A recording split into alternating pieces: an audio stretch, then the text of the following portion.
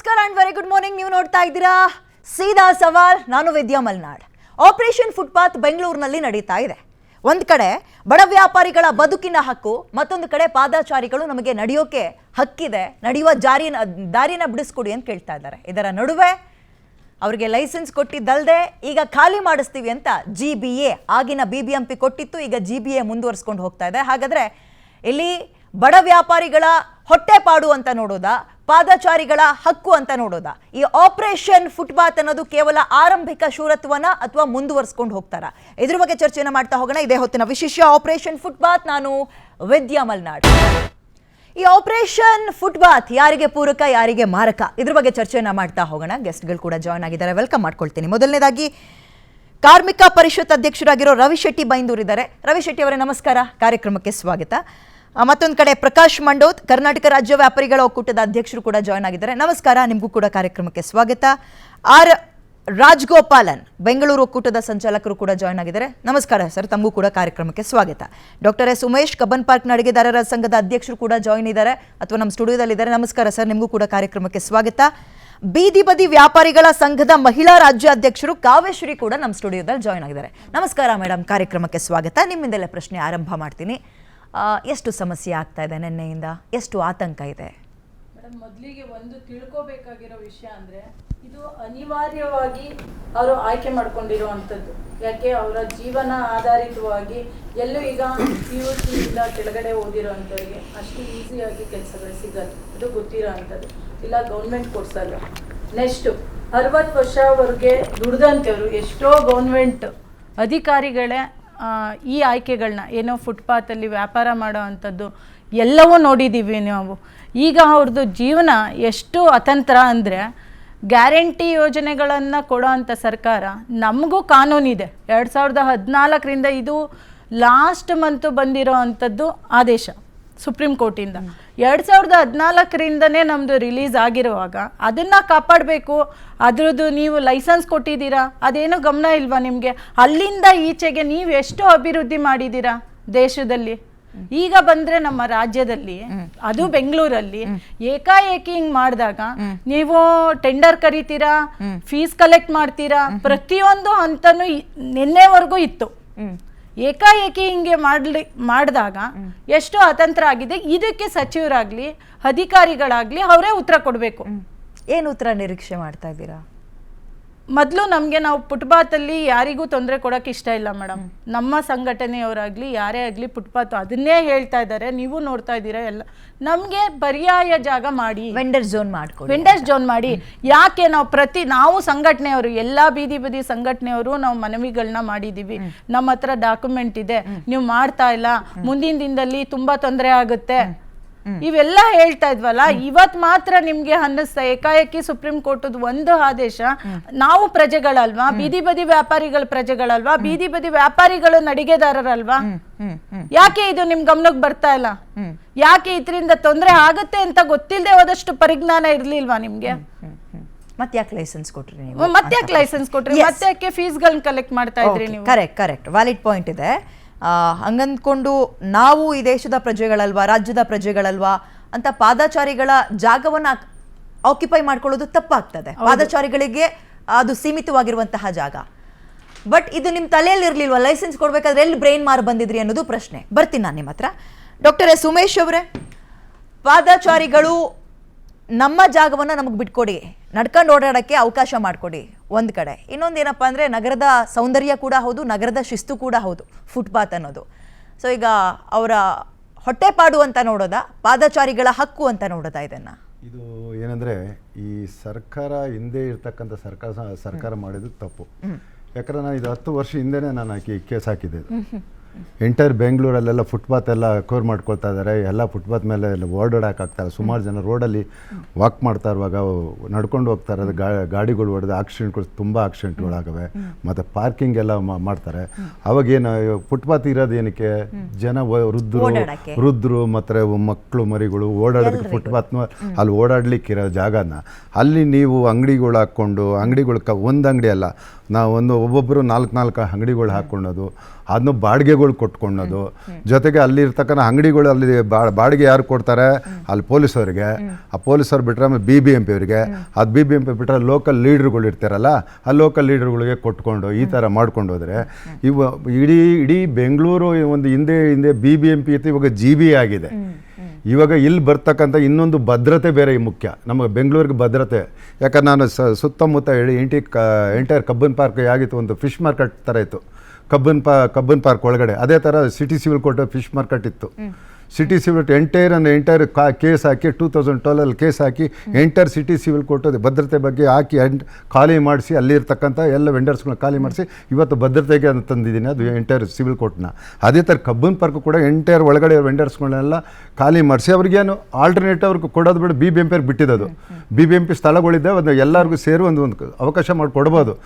ಎಲ್ಲಂದ್ರೆ ಎಲ್ಲೇ ಮಾಡ್ಕೊಂಡೋದ್ರೆ ಇವಾಗ ವಿಧಾನಸೌಧ ಇಲ್ಲಿರೋದು, ವಿಧಾನಸೌಧ ಸುತ್ತಮುತ್ತ 2 ಕಿಲೋಮೀಟ್ರ್ 144 ಸೆಕ್ಷನ್ ಆಗ್ತಾರೆ. ಏನೋ ಒಂದು ಇದಾಯಿತು, ಒಂದು ಸೆಷನ್ ನಡೀತು ಅಂದರೆ 140 ಸೆಕ್ಷನ್ ಆಗ್ತಾರೆ. ಆವಾಗ ಆಗ್ತಾಗ ಇಲ್ಲಿ ಭದ್ರತೆ ಇರಲ್ಲ, ಯಾಕಂದರೆ ಎಲ್ಲ ಏನು ಬೇಕಾದ್ರೂ ಮಾಡ್ಬೋದು. ಹೈಕೋರ್ಟ್ ಇದೆ, ವಿಧಾನಸೌಧ ಇದೆ, ಸುತ್ತಮುತ್ತ ಗೌರ್ಮೆಂಟ್ ಆಫೀಸರ್ಸ್ಗಳಿದೆ, ಏನು ತಂದರೂ ಅಂಗಡಿ ಮಾಡೋಕ್ಕೆ ಯಾರು ಚೆಕ್ ಮಾಡೋವ್ರಿಗಿಲ್ಲ.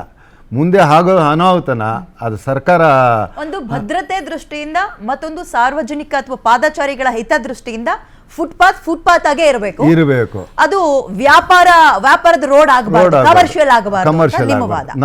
ಎಸ್ ಸರ್, ನಾನು ಬರ್ತೀನಿ ನಿಮ್ಮ ಹತ್ರ. ರಾಜಗೋಪಾಲನ್ ಅವರೇ, ನಿಮ್ಮ first opening comment. Footpath occupy ಆಗಿದೆ, ಬೀದಿ ಬದಿ ವ್ಯಾಪಾರಿಗಳು ಹೊಟ್ಟೆಪಾಡಿಗೆ ಅಂತ ಅದನ್ನ ನಚ್ಕೋಬಿಟ್ಟಿದ್ದಾರೆ, ಏನ್ ಮಾಡಬೇಕು? ಈ ಸಮಸ್ಯೆ ಮೂಲ ಕಾರಣ ನಾವು ಒಂದು 15ರಿಂದ 16 ವರ್ಷ ಬಿಟ್ಟಿರೋದ್ರಿಂದ ನಾವು ಈ ಸ್ಥಳಕ್ಕೆ ಬಂದಿದ್ದೀವಿ. ಈಗ ಮೇಡಮ್ ಹೇಳ್ದಂಗೆ ಕಾನೂನು ಇದೆ, ಕಾನೂನು ಬರೀ ದಾಖಲೆ ಪೇಪರ್ನಲ್ಲಿದೆ ಅಷ್ಟೇ. ಕಾನೂನನ್ನ ಇಂಪ್ಲಿಮೆಂಟ್ ಮಾಡೋರು ಯಾರ ಜವಾಬ್ದಾರಿ ಅದು? ಸೊ ನಾವು ಒಂದು 2014 ಬೀದಿ ವ್ಯಾಪಾರಿ TVC ಕಮಿಟಿ ಅಂತ ಒಂದಿದೆ, ವೆಂಡರ್ ಕಮಿಟಿ ಮಾಡಬೇಕಾಗಿತ್ತು, ಲೈಸೆನ್ಸ್ಗಳು ಮಾಡಬೇಕಾಗಿತ್ತು, ಸರ್ವೆ ಮಾಡಬೇಕಾಗಿತ್ತು. ಈ ಸರ್ವೆನ ಅವರು 5 ಸಲ ಜಾರಿ ಮಾಡಿ ಸ್ಥಗಿಸಿದ್ದಾರೆ. ಇವಾಗ ಅವ್ರು ಹೇಳ್ತಾ ಇರೋ ಲೆಕ್ಕ ಪ್ರಕಾರ 30,000 ಬೀದಿ ವ್ಯಾಪಾರಿ ಇದ್ದಾರೆ ಅಂತ ಅವ್ರು ಹೇಳ್ತಾ ಇದ್ದಾರೆ. ಸೊ ನನ್ನ ಪ್ರಕಾರ ಅದು 3 ಲಕ್ಷವರೆಗೂ ಇರ್ಬೋದು. 30,000 ಕಡಿಮೆ. ಇಡೀ ರಾಜ್ಯದಲ್ಲಿ ಮಾತಾಡಿದ್ರೆ ಬೇರೆ ವಿಷಯ. ನಾವು ಬರೀ ಬೆಂಗಳೂರು ನಗರಕ್ಕೆ ಇವಾಗ ಸದ್ಯಕ್ಕೆ ನೆನ್ನೆ ಆಗಿರೋದ್ರಿಂದ ಮಾತಾಡ್ತಾ ಇದ್ವಿ. ನೆನ್ನೆ ಕಾರಣ ಏನು?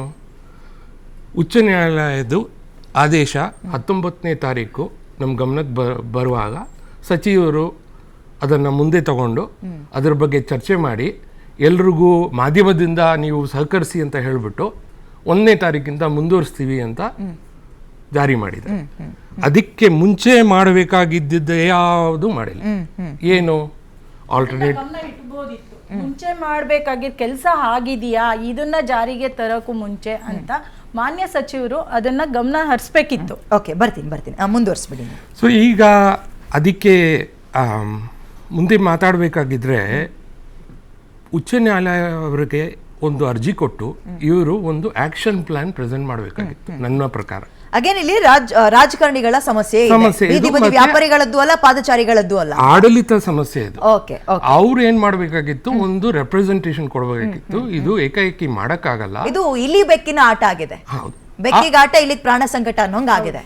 ಎಕ್ಸಾಕ್ಟ್ಲಿ. ಬರ್ತೀನಿ ನಾನು. ಪ್ರಕಾಶ್ ಮಂಡತ್ ಅವರೇ, ತಮ್ಮ ಫಸ್ಟ್ ಓಪನಿಂಗ್ ಕಾಮೆಂಟ್. ಫುಟ್ಪಾತ್ಗಳನ್ನ ಬಿಡಿಸಿ ನಗರದ ಸೌಂದರ್ಯ ಶಿಸ್ತು ಕಾಪಾಡ್ಕೊಳ್ಳೋದ, ಬಡಬಗ್ರ ಹೊಟ್ಟೆಪಾಡಿಗೆ ಅಂತ ಹೋಗ್ಲಿ ಬಿಡ್ರಿ, ಇಲ್ಲಿ ತನಕನೇ ಕಾಪಾಡ್ಕೊ ಬಂದಿದ್ವಿ, ಇನ್ನೊಂದು ಸ್ವಲ್ಪ ದಿನ ಹಾಗೆ ಮುಂದುವರಿಲಿ ಅಂತ ಅನ್ಕೊಳ್ಳೋದ?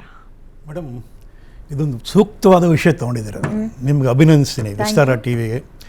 ಮತ್ತು ಇಲ್ಲಿ ಪ್ಯಾನಲ್ ನೋಡಿದ್ರೆ ತುಂಬ ಒಳ್ಳೆ ಪ್ಯಾನಲ್ಲು. ನಾವು ತುಂಬ ಜವಾಬ್ದಾರಿಯಿಂದ ಮಾತಾಡಬೇಕಾಗತ್ತೆ. ಹೌದು. ಒಂದು ಕಡೆ ನಮ್ಮ ಬೀದಿ ವ್ಯಾಪಾರಿಗಳ ಹಕ್ಕು ಮತ್ತು ಅವರ ಲೈವ್ಲಿಹುಡ್ ವಿಚಾರ, ಇನ್ನೊಂದು ಕಡೆ ಪಾದಾಚಾರಿ ಮಾರ್ಗವನ್ನು ಸ್ವಚ್ಛವಾಗಿಟ್ಟು ಕ್ಲೀನಾಗಿಟ್ಟು ಜನರು, ನಮ್ಮ ನಾಗರಿಕ ಓಡಾಡೋ, ಅದ್ರಲ್ಲಿ ಸೀನಿಯರ್ ಸಿಟಿಸನ್ ಇರ್ಬೋದು, ಮಹಿಳೆಯರು ಇರ್ಬೋದು, ಮಕ್ಕಳು, ಅವ್ರು ಓಡಾಡೋಕ್ಕೆ ಯಾವ ತೊಂದರೆ ಆಗಬಾರ್ದು. ಮೂರನೇದು, ನಮ್ಮ ಎಲಿಮೆಂಟ್ ಇನ್ನೂ ಯಾರು ಮಾತಾಡೇ ಇಲ್ಲ, ಟ್ರೇಡರ್ಸ್. ನಾವು ಲೈಸೆನ್ಸ್ ಟ್ರೇಡರ್ಸು, ನಾವು ಇನ್ಕಮ್ ಟ್ಯಾಕ್ಸ್ ಕಟ್ತೀವಿ, GST ಕಟ್ತೀವಿ, ನಾವು ನಿಮ್ ಸಮಸ್ಯೆ ಅರ್ಥ ಆಗುತ್ತೆ ಎಲ್ಲ ಸರ್. ಲಾಸ್ನ ಸಮಸ್ಯೆ follow ಅರ್ಥ ಆಗುತ್ತೆ. ಮಾಡ್ತೀವಿ. ಏನಾಗುತ್ತೆ ಅಂದ್ರೆ ನಮ್ದು ಯಾರು ಮಾತಾಡೋದೇ ಟ್ಯಾಕ್ಸ್ ಇಲ್ಲ. ಕಟ್ತೀರಿ, ಬಾಡಿಗೆ ಕಟ್ತೀರಿ, ಲಕ್ಷಾಂತರ ರೂಪಾಯಿ ಕರೆಂಟ್ ಬಿಲ್ ಕಟ್ತೀರಿ, ಕರೆಂಟ್ ಬಿಲ್ ಕಟ್ತೀವಿ, ಕಮರ್ಷಿಯಲ್ ರೇಟ್ ಟ್ಯಾಕ್ಸ್ ಕಟ್ತೀವಿ. ಫುಟ್ಪಾತ್ ಅಲ್ಲಿ ಅಂಗಡಿ ಹಾಕೊಂಡ ಅಲ್ಲ, ಅಂಗಡಿ ಅಲ್ಲ. ಜಾಬ್ ಸಮಸ್ಯೆ ಆಗುತ್ತೆ ಅಂತ ಕಸ್ಟಮರ್ಸ್ ಬರೋದು ಕಡಿಮೆ ಆಗುತ್ತೆ, ಅದು ಸಮಸ್ಯೆ. ಖಂಡಿತ. ನಮ್ ಸಮಸ್ಯೆ ಕೇಳೋರು ಯಾರು ಅಂತ ನಿಮ್ಮ ಪ್ರಶ್ನೆ. 100%. ಬರ್ತೀನಿ, ಇದು ಬರ್ತೀನಿ. ಒಂದ್ ನಿಮಿಷ, ಹಾ. ಇದು ಏನಾಗ್ಬಿಟ್ಟಿದೆ ಅಂದ್ರೆ ನಾವು ವೋಟರ್ಸ್ ಅಲ್ಲ, ನಮಗೆ ಯಾರು ಗಣ್ಯ ತೊಡಲ್ಲ, ಇವ್ರು ವೋಟರ್ ಇಲ್ಲ. ಅದೇ ಬೇರೆಯವ್ರು ಇದ್ರೆ ಅದು ಬೀದಿ ವ್ಯಾಪಾರಿಯವ್ರಿಗೆ ಕೊಡಬೇಕು, ನೋ ಡೌಟ್. ನನಗೆ ಯಾಕೆ ಗೊತ್ತಾ, ನಾನು ಒಬ್ಬ ನಾಗರಿಕ ಮತ್ತೆ ನನಗೂ ಮಾನವತೆ ಇದೆ. ನಮ್ಗೆ ಯಾರು ಕೇರೆ ಮಾಡಲ್ಲ. ನಾವು ಟ್ಯಾಕ್ಸ್ ಕಲೆಕ್ಟ್ ಮಾಡ್ತೀವಿ, ನಾವು ಸರ್ಕಾರಕ್ಕೆ ಪಾವತಿ ಮಾಡ್ತೀವಿ, ನಾವು ಸರ್ಕಾರದ ಸೇವಕರಂಗೆ ಮತ್ತೆ ನಾವು ಸೇವೆ ಮಾಡ್ತೀವಿ. ನಮ್ಗೆ ಯಾರು ಬೆಲೆ ಕೊಡಲ್ಲ. ಏನ್ ಬೇಕು ನಿಮಗೆ? ನಮಗೆ ನಾವು ಅದೇ ಹೇಳ್ತಿದ್ವಿ. ಇವ್ರು ಹೇಳೋ ವಿಚಾರ ನಾನು 15 ವರ್ಷದಿಂದ ಹೇಳ್ತಾ ಇದ್ದೀನಿ, ದಯವಿಟ್ಟು ವೆಂಡಿಂಗ್ ಝೋನ್ ಮಾಡಿ, ಹಾಕರ್ ಝೋನ್ ಮಾಡಿ. ಇದೆಲ್ಲ ಏನಾಗುತ್ತೆ ಗೊತ್ತಾ, ಗುಳ್ಳೆ ಹಂಗೆ ಯಾವಾಗ ಸಂದರ್ಭ ಬರೋದು ಅದು ಶುರು ಮಾಡ್ತಾರೆ, ಆಮೇಲೆ ಕ್ಲೋಸ್ ಮಾಡ್ತಾರೆ. ಅಥವಾ ಮಾಡ್ತೀವಿ ಅಂತ ಇದ್ದಾರೆ, ಅದು ಅಲ್ಲಲ್ಲ, ತುಂಬಾ ಒಂದ್ ವ್ಯಾಲಿಡ್ ನಿಮಿಷ. ಪ್ರಶ್ನೆ. ಹಾ. ವೆಂಡಿಂಗ್ ಝೋನ್ ಮಾಡಿದ್ರು ಅಂತಾನೆ ಅನ್ಕೊಳ್ಳೋಣ, ಪ್ರತ್ಯೇಕವಾಗಿ ಬೀದಿ ಬದಿ ವ್ಯಾಪಾರಿಗಳಿಗೆ ಒಂದು ಜಾಗವನ್ನ ಮಾಡ್ಕೊಟ್ರು ಅಂತ. ನಿಜವಾಗಿಯೂ ಎಲ್ಲರೂ ಅಲ್ಲಿಗೆ ಹೋಗಿ ವ್ಯಾಪಾರ ಮಾಡಕ್ಕೆ ರೆಡಿ ಇದಾರಾ? ಪ್ರಶ್ನೆ ಇದೆ ಮೇಡಮ್. ಒಂದ್ ನಿಮಿಷ ನಾನು ಮುಗಿಸ್ಬಿಡ್ತೀನಿ. ಜನ ಒಪ್ಕೊಳ್ಳಲ್ಲ. ಮೇಡಮ್ ಒಂದ್ ನಿಮಿಷ ನಾನು ಮುಗಿಸ್ಬಿಡ್ತೀನಿ. ಇಲ್ಲಿ ಏನಾಗಿದೆ ಅಂದ್ರೆ, ನಾನು ಇವಾಗ ನೀವು ಚಾನೆಲ್ ಅಲ್ಲಿ ಪ್ರಸಾರ ಮಾಡುವಾಗ ನಾನು ನೋಡಿದೆ, ಇಷ್ಟು ಸಣ್ಣ ಫುಟ್ಪಾತ್ ಅಲ್ಲೂ ಇಷ್ಟು ದೊಡ್ಡ ಪರ್ಮನೆಂಟ್ ಸ್ಟ್ರಕ್ಚರ್ ಹಾಕ್ಬಿಟ್ಟಿದ್ದಾರೆ. ಅಂದ್ರೆ ಹೆಂಗ್ ಓಡಾಡ್ತಾರೆ ಹೇಳಿ? ಅದಕ್ಕೆ ಇದಕ್ಕೊಂದು ಲಾಸ್ ಆಗಬೇಕು. ಎಷ್ಟು ಅಡಿ ಫುಟ್ಪಾತ್ ಇದ್ರೆ ಅಲ್ಲಿ ಅವ್ರಿಗೆ ಜಾಗ ಕೊಡಬೇಕು, ಆ ಜಾಗ ಮಾರ್ಕಿಂಗ್ ಮಾಡಿಕೊಡ್ಬೇಕು, ಮತ್ತೆ ಅವ್ರು ಏನ್ ವ್ಯಾಪಾರ ಅಂದ್ರೆ ಅದೇ ವ್ಯಾಪಾರ ಮಾಡಬೇಕು, ಬೇರೆ ವ್ಯಾಪಾರ ಪರಿವರ್ತನೆ. ಅಲ್ಲಿ ಅದ್ರ ಜೊತೆಗೆ ಅಲ್ಲಿ ವ್ಯಾಪಾರ ಮಾಡೋದು ಮುಖ್ಯ ಅಲ್ಲ, ಅದ್ರ ಜೊತೆಗೆ ಪಾರ್ಕಿಂಗ್ ಬೇರೆ ಮಾಡ್ತಾರೆ. ಹೌದು. ಇವಾಗ ಪಾರ್ಕಿಂಗ್ ನೀವು ಜಯನಗರ್ 10ನೇ ಮೈನು 9ನೇ ಮೈನ್ ನೋಡಿ, ಪಾರ್ಕಿಂಗ್ ಎಲ್ಲ ಹೋಗ್ಬಿಟ್ಟಿದೆ. ಟ್ರಾಫಿಕ್ ಸಮಸ್ಯೆ, ರೋಡ್ ಅಲ್ಲಿ ಪಾರ್ಕಿಂಗ್ ಬಿಟ್ಟು ಬೇರೆ ಎಲ್ಲ ಮಾಡ್ತಿದ್ದಾರೆ. ಕರೆಕ್ಟ್. ರವಿ ಶೆಟ್ಟಿ ಬೈಂದೂರ್ ಅವರೇ, ತಮ್ಮ ಫಸ್ಟ್ ಓಪನಿಂಗ್ ಕಾಮೆಂಟ್. ಇದು ಯಾವ ರೀತಿ ಆಯ್ತು ಅಂತ ಹೇಳಿದ್ರೆ, ಎರಡು ಕಣ್ಣು ನಮ್ಮದೇ, ಇದರಲ್ಲಿ ಯಾವ ಕಣ್ಣಿಗೆ ಚುಚ್ಕೊಳ್ಳೋದು ಅನ್ನೋ ಒಂದು ಸಮಸ್ಯೆ ನಮಗೆ ಎದುರಾಗಿದೆ ಇವತ್ತಿನ ದಿನಗಳಲ್ಲಿ. ಯಾಕೆಂದರೆ ನೊಂದವರ ಪರವಾಗೂ ಇರಬೇಕು, ಪ್ಲಸ್ ಓಡಾಡೋರ ಪರವಾಗೂ ಇರಬೇಕು, ಎರಡೂ ನಮ್ಮವರೇ ಆಗಿರೋದ್ರಿಂದ ಎರಡು ಕಣ್ಣು ನಮ್ಮದೇ ಅಂತ ಹೇಳಿದೆ. ಇಲ್ಲಿ ನಾನು ಹೇಳೋದು ಅಂತ ಹೇಳಿದರೆ, ಅಧಿಕಾರಿಗಳ ಮತ್ತು ರಾಜಕೀಯ ವ್ಯಕ್ತಿಗಳ ಒಂದು ಆ ಸಾಮರ್ಥ್ಯ, ಬುದ್ಧಿ ಸಾಮರ್ಥ್ಯ ಕಡಿಮೆ ಇರೋದ್ರಿಂದ ಇಷ್ಟು ಸಮಸ್ಯೆ ಆಗಿದೆ. ಅಲ್ಲಿ ಏನು ಕೂತ್ಕೊಂಡಿದ್ದಾರೋ ನಮ್ಮ ಬೀದಿ ಬದಿ ವ್ಯಾಪಾರಿಗಳಂತ ಕೂತ್ಕೊಂಡಿದ್ದಾರೋ ಅವರೆಲ್ಲರೂ ಸಾಕಷ್ಟು ಮಟ್ಟಿಗೆ ಅವಿದ್ಯಾವಂತರಿದ್ದಾರೆ, ತಿಳುವಳಿಕೆ ಕಡಿಮೆ ಇರೋರಂತಿದ್ದಾರೆ. ಅವರಿಗೆ ತಿಳುವಳಿಕೆ ಮೂಡಿಸ್ಬೇಕಾದಂಥವ್ರು ಪ್ರತಿ ತಿಂಗಳು ಸಂಬಳ ತಗೊಳ್ಳೋಂಥ ಅಧಿಕಾರಿಗಳು, ಅಲ್ಲಿಯ ಆರೋಗ್ಯ ಅಧಿಕಾರಿಗಳಾಗಿರ್ಬೋದು, ಪೊಲೀಸ್ ಅಧಿಕಾರಿಗಳಾಗಿರ್ಬೋದು, ಅವ್ರು ಮಾಡಬೇಕಿತ್ತು. ಅವ್ರಿಗೇನಾಯಿತು ಅಂದರೆ, ಅವರು ಪ್ರತಿದಿನ ಹಿಂಗೆ ಬಂದು ಬೆಲ್ ಹೊಡೆಯೋದೇ ತಡ, ಬಂದು ಇವ್ರು ಹಿಂಗೆ ಮಡಚಿ ಕೊಡ್ತಾರೆ, ಅದನ್ನು ಇಟ್ಕೊಂಡು ಹೋದರು. ಅದರ ಪರಿಣಾಮ ಇವತ್ತು ಅವರು ಜೀವನವನ್ನು ಕಟ್ಕೊಂಡಿದ್ದಾರೆ. ಕೆಟ್ಟದ್ದೋ ಅವ್ರಿಗೆ ಗೊತ್ತಿದ್ದೋ ಗೊತ್ತಿಲ್ಲದೋ, ಅಧಿಕೃತವೋ ಅನಧಿಕೃತವೋ, ಅದರ ಒಂದು ಜೀವನವನ್ನು ಕಟ್ಕೊಂಡಿದ್ದಾರೆ. ಆ ಜೀವನಕ್ಕೆ ನಾವು ಮಾನ್ಯತೆ ಕೊಡಲೇಬೇಕಾಗತ್ತೆ, ಅವರ ಜೀವನಕ್ಕೆ ನಾವು ಮಾನ್ಯತೆಯನ್ನು ಕೊಡಬೇಕಾಗತ್ತೆ.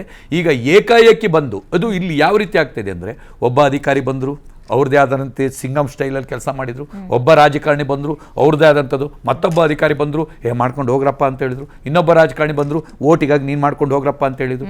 ಏನಿದು? ನಮ್ಮನ್ನೇನು ಕೈಗೊಂಬೆ ಮಾಡ್ತಾ ಇದ್ದಾರಾ? ನಮ್ಮನ್ನು ಯಾವ ರೀತಿ ಆಟ ಆಡಿಸ್ತಾ ಇದ್ದಾರೆ?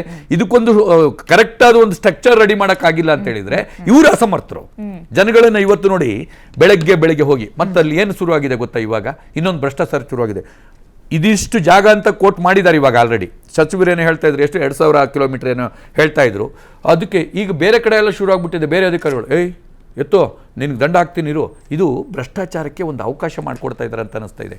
ಏನಂದರೆ ಅವಚ್ಯ ಶಬ್ದದಿಂದ ನಿಂದನೆ, ತೆಗ್ಯಲ್ಲೇ, ಯಾಕೆ ಅವನ ಹತ್ರನೇ ಇವರು 100 ರೂಪಾಯಿ ಇಸ್ಕ ಬಂದಿಲ್ವಾ? ಸರಿ, ಆ ಒಂದು ಹೋಟ್ಲದು ಮೆಟ್ಲುಗಳನ್ನೆಲ್ಲ ಹೊಡಿತಾ ಇದ್ದಾರಲ್ಲ, ಆ ಮೆಟ್ಲು ಕಟ್ಟೋ ತನಕ ಇವರೆಲ್ಲ ಹೋಗಿದ್ರು? ಇವರ ಅಧಿಕಾರಿಗಳ ಮೇಲೆ ಏನು ಆಕ್ಷನ್ ತಗೊಂಡಿದ್ದಾರೆ? ಮಾನ್ಯ ಇವರು ಬಹಳ ಒಳ್ಳೆಯವರಿದ್ದಾರೆ, ಕೃಷ್ಣ ಬೈರೇಗೌಡರು ನಮ್ಮ ಬಹಳ ಆತ್ಮೀಯರು, ಬಹಳ ದಕ್ಷ ಮಂತ್ರಿಗಳಿದ್ದಾರೆ. ಇವರು ಅಧಿಕಾರಿಗಳ ಮೇಲೆ ಯಾಕೆ ಇದು ಮಾಡಿಲ್ಲ? ಇವತ್ತಷ್ಟು ವ್ಯವಸ್ಥೆನ ಹಾಳು ಮಾಡ್ತಾ ಇದ್ದೀರಲ್ಲ, ಅಲ್ಲಿ ಒಂದೊಂದು ರೂಪಾಯಿನೂ ಕೂಡಿಟ್ಟು ದುಡ್ಡಲ್ಲಿ ಐಟಮನ್ನು ತಂದಿದ್ದನ್ನು ಒಡೆದು ಬಿಸಾಕ್ತಾ ಇದ್ದೀರಲ್ಲ ನೀವು. ಅಧಿಕಾರಿಗಳಿಗೆ ಏನು ದಂಡ ಕೊಟ್ಟಿದ್ದೀರಿ? ಯಾಕೆ ಲೈಸೆನ್ಸ್ ಕೊಟ್ಟರು? ಯಾಕೆ ಲೈಸೆನ್ಸ್ ಕೊಡಕ್ಕೆ ಬಿಟ್ರಿ? ನಾನಲ್ಲ, ಕೃಷ್ಣ ಬೈರೇಗೌಡರು ಇಲ್ಲ, ಮೊದಲು ಬೇರೆ ಯಾರೋ ಇದ್ರು. ನನಗದಲ್ಲ, ಇಲ್ಲಿ ಕೃಷ್ಣ ಬೈರೇಗೌಡರು ಇರಲಿ, ಸಿದ್ದರಾಮಯ್ಯನವ್ರು ಇರಲಿ, ಅಥವಾ ಇವರು ಇರಲಿ, ಡಿ ಕೆ ಶಿವಕುಮಾರ್ ಅವರು ಇರಲಿ, ಆದರೆ ಸರ್ಕಾರ ನಮ್ಮದು ಕರ್ನಾಟಕ ಸರ್ಕಾರ. ಕರ್ನಾಟಕ ಸರ್ಕಾರದ ನಿಯಮ ಒಂದೇ ಇರಬೇಕು. ಸುಪ್ರೀಂ ಕೋರ್ಟ್ ಆದೇಶ ಮಾಡ್ತು ಅಂತ ಹೇಳ್ತಾರಲ್ಲ, ಸುಪ್ರೀಂ ಕೋರ್ಟಿಗೆ ಮನವರಿಕೆ ಮಾಡುವಂಥ ಕೆಲಸ ಯಾರು ಮಾಡಬೇಕು? ಅಡ್ವೊಕೇಟ್ ಜನರಲ್ ಅದಕ್ಕೆ ಸಂಬಂಧಪಟ್ಟವ್ರು ಮಾಡಬೇಕು, ಮಾಡಿಸುವಂತ ಕೆಲಸನ ಸರ್ಕಾರ ಮಾಡಬೇಕು. ಅದನ್ನು ಹೊರತುಪಡಿಸಿ ಏಕಾಏಕಿ 2 ದಿನ ಮೊದಲೇ ನೀವು ಪತ್ರಿಕೆ ಹೇಳಿಕೆ ಕೊಡ್ತೀರಾ, 4ನೇ ದಿನ ಎತ್ತೆಸಿತೀರಾ ಅಂದ್ರೆ ಅವ್ರೇನು ಬಿಟ್ಟಿಗೆ ಬಿದ್ದಿದಾರ? ಕರೆಕ್ಟ್. ಬರ್ತೀನಿ ನಾನು. ಕಾವ್ಯ ಅವರೇ, ಈ ರಸ್ತೆಯ ಫುಟ್ಪಾತ್ ಅನ್ನೋದು ಅದು ಯಾರ ಮನೆ ಆಸ್ತಿಯೂ ಆಗಿರಬಾರ್ದು ಅಲ್ವಾ? ಹೊಟ್ಟೆಪಾಡು ಹೌದು, ತುಂಬ ಕನ್ವಿನ್ಸ್ ಆಗಿರುವಂತಹ ಒಂದು ಸೂತ್ರ. ಬಟ್ ನನ್ನ ಮನೆ ಆಸ್ತಿ ಅಂತ ಅನ್ಕೊಳ್ಬಾರ್ದು. ಅಲ್ಲಿ ಕಾಫಿ ಶಾಪ್ ಹಾಕೋದು, ಚಪ್ಪಲಿ ಅಂಗಡಿ ಹಾಕೊಳ್ಳೋದು, ಓಡಾಡೋಕ್ಕೆ ಜಾಗ ಇರಲ್ಲ. ನಾನೊಂದು ರಿಪೋರ್ಟ್ ನೋಡ್ತಾ ಇದ್ದೆ, ಬೆಂಗಳೂರಿನ ರೋಡ್ ಆಕ್ಸಿಡೆಂಟ್ಗಳಲ್ಲಿ 30-35% ಆಕ್ಸಿಡೆಂಟ್ ಆಗಿರೋದು ಫುಟ್ಪಾತ್ ಸರಿ ಇಲ್ಲ, ಅದನ್ನ ಒತ್ತುವರಿ ಮಾಡಿದ್ದಾರೆ ಅಂತ. ಇವ್ರುಗಳು ನಿಮಗೆ ಲೈಸೆನ್ಸ್ ಕೊಟ್ಟರು, ನೀವು ಅಂಗಡಿ ಏನೋ ಮಾಡ್ಕೊಂಡು ಹೋಗ್ತಾ ಇದ್ದೀರಿ. ಬಟ್ ಸಾವಿಗೆ ಬೆಲೆ ಬೇಕಲ್ವಾ? ಸಾವಿಗೆ ನ್ಯಾಯ ಅಂತ ಹೋಗೋದಾ, ನಿಮ್ಮ ಹೊಟ್ಟೆಪಾಡು ಅಂತ ನೋಡೋದಾ? ಅಲ್ಲ, ಒಂದು ಕಾಫಿ ಶಾಪ್ ಇಡ್ತಾರೆ, 5-6 ಚೇರ್ ಹಾಕೊಂಡಿರ್ತಾರೆ, ಚಪ್ಪಲಿ ಅಂಗಡಿ ಒಲೆ ಅವರು, ಅಂದ್ರೆ ಅಲ್ಲಿ ಜಾಗ ಇಲ್ಲ. ನಾನೇನ್ ಮಾಡ್ತೀನಿ, ನಡ್ಕೊಂಡು ಹೋಗೋಳು ರಸ್ತೆಗಿಳಿತೀನಿ, ಹಿಂದಿಂದ ಬಂದ ವೆಹಿಕಲ್ ಒಡ್ಕೊಂಡು ಹೋದ, ಒಂದು ಜೀವ ಹೋಗುತ್ತೆ, ಇಲ್ಲ ಕೈಕಾಲು ಮುರಿದು ಹೋಗುತ್ತೆ. ಬೆಂಗಳೂರಿನಲ್ಲಿ ಆಗ್ತಾ ಇರುವ ಆಕ್ಸಿಡೆಂಟ್ ನಲ್ಲಿ 30-35% ಈ ಫುಟ್ಪಾತ್ ಸರಿ ಇಲ್ಲ ಅಂತಲೇ. ನಿಯಮವನ್ನ ಜಾರಿಗೆ ತನ್ನಿ ಅಂತಾನೆ ಅಧಿಕಾರಿಗಳಿಗೆ ಸಂಬಳ ಕೊಡ್ತಾರೆ. ಏನ್ ಮಾಡ್ಬೇಕು ಈಗ? ಅದನ್ನೇ ನಾನು ಹೇಳ್ತಾ ಇರೋದು ಮೇಡಮ್. ತಪ್ಪು ನಡೆದಿರೋದು ಅಧಿಕಾರಿಗಳು, ಶಿಕ್ಷೆ ಅನುಭವಿಸ್ತಾ ಇರೋದು ನಮ್ಮ ಬೀದಿ ಬದಿ ನಿಮಗೆ ಏನ್ ಮಾಡ್ಕೊಡ್ಬೇಕು? ನಿಮಗೆ ಸಪರೇಟ್ ಆದ ವ್ಯವಸ್ಥೆಯನ್ನ ಮಾಡಿ ಕೊಟ್ರೆ ಹೌದು, ನೀವ ಎಲ್ಲಾ ಬೀದಿ ಬದಿ ವ್ಯಾಪಾರಿಗಳು ಆ ಭಾಗಕ್ಕೆ ಹೋಗಿ ವ್ಯಾಪಾರ ಮಾಡ್ತಾರೆ ಮೇಡಮ್. ಹೋಗ್ಲಿಲ್ಲ ಅಂದ್ರೂ ಅದು ನಿಯಂತ್ರಿತ ಕಾನೂನು ಇದೆ ನಮ್ಮ ಆಕ್ಟ್ ಅಂಡರ್ ಅಲ್ಲಿ. ಜೀವನೋಪಾಯ ಸಂರಕ್ಷಣೆ ಮತ್ತೆ ನಿಯಂತ್ರಿತ ಇದೆ. ಈಗ ನೀವು ಇವ್ರು ಹೇಳಿದ್ರು ಲಾಲ್ಬಾಗ್ ಸುತ್ತ ಏನಿದೆ, ಕೋರ್ಟ್ ಒಳಗಡೆ ಏನು ಫುಡ್ಡಿಂಗ್ ಝೋನ್ ಮಾಡಿದ್ದಾರೆ, ಅದೇ ತರ ನಿಯಂತ್ರಿತ ತಗೋ ಬನ್ನಿ. ಎಲ್ಲಾ ಕಡೆ ಅಡ್ಜಸ್ಟ್ ಆಗೇ ಹಾಕ್ತಾರೆ, ಯಾಕಾಗಲ್ಲ? ಈಗ ಅವ್ರು ಹೇಳಿದ್ರು ನಾವು ಟ್ರೇಡರ್ಸು ಅಂತ, ಅವ್ರಿಗೂ ಜೀವನ ಇದೆ, ಅವರು ದುಡ್ಡು ಕಟ್ತಾರೆ, ಅದು ದೊಡ್ಡ ಪ್ರಮಾಣದಲ್ಲಿ ಇರಬಹುದು. ನಮ್ಮವ್ರೇನು ಅಂದ್ರೆ ಅಷ್ಟು ದೊಡ್ಡ ಪ್ರಮಾಣದಲ್ಲಿ ದುಡ್ಡು ಕಟ್ಟಕ್ಕಾಗ್ದೇ ಇರೋದ್ರಿಂದ ಅವರ ಪರಿಸ್ಥಿತಿಗಳಿಂದ ಅವರು ಬೀದಿ ಬದಿ ವ್ಯಾಪಾರನ ಆಯ್ಕೆ ಮಾಡ್ಕೊಂಡಿರೋ ಅಂತ ಜೀವನ. ಆದ್ರೆ ನೀವು ಎಲ್ಲದಕ್ಕೂ ಒಂದೊಂದು ವ್ಯವಸ್ಥೆ ಇದೆ. ಬೇರೆ ಕಂಟ್ರಿಗಳಲ್ಲೆಲ್ಲ ನಡೀತಿದೆ, ನಮ್ಮ ಕಂಟ್ರಿಲಿ ಯಾಕೆ ಮಾಡೋಕ್ಕಾಗ್ತಿಲ್ಲ? ಅವ್ರದ್ದು ವ್ಯವಸ್ಥೆ ಇದೆ, ನೀವೆಲ್ಲ ಕಡೆ ಹೋಗ್ಬೋದು ಅಧಿಕಾರಿಗಳು. ಎಕ್ಸಾಂಪಲ್ ತಗೊಳ್ಳಿ, ನೀವು ಯಾಕೆ ಮಾಡೋಕ್ಕಾಗಲ್ಲ?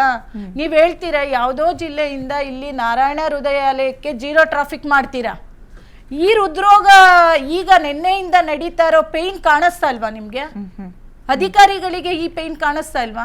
ಇದನ್ನ ಮಾಡಕ್ಕಾಗಲ್ವಾ? ನೀವೀಗ ನೋಟಿಸ್ ಕೊಟ್ಟಿರ್ಲಿಲ್ವಾ? ಕೆಲವರು ಕೊಟ್ಟಿಲ್ಲ ಅಂತಾರೆ, ಇನ್ ಕೆಲವರು ಕೊಟ್ಟಿದ್ದಾರೆ. ನಮ್ಮ ರಿಪೋರ್ಟರ್ ಗ್ರೌಂಡ್ ರಿಪೋರ್ಟ್ ತೆಗ್ದಿದ್ದಾರೆ. ಬಂದೆ ಸರ್, ಗ್ರೌಂಡ್ ರಿಪೋರ್ಟ್ ತೆಗ್ದಿದ್ದಾರೆ. ಕೆಲವೊಬ್ರು ಗಮನಕ್ಕೆ ಬಂದಿದೆ, ಕೊಟ್ಟಿದ್ದಾರೆ ಅಂದ್ರು.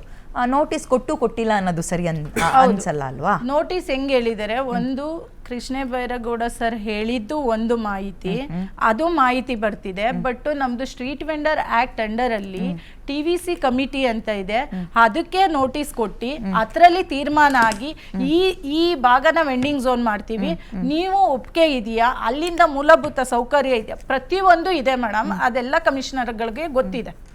ಆ ಆಕ್ಟ್ ಅಂಡರ್ ಅಲ್ಲಿ ಒಪಿನಿಯನ್ ತಗೊಂಡು ಏಕಾಏಕಿ ಸುಪ್ರೀಂ ಕೋರ್ಟ್ ನೀವು ಎಲ್ಲರ ಮೇಲೆ ದಬ್ಬಾಳಿಕೆ ಮಾಡಿ ಅಂತ ಆದೇಶ ಎಲ್ಲೂ ಕೊಟ್ಟಿಲ್ಲ.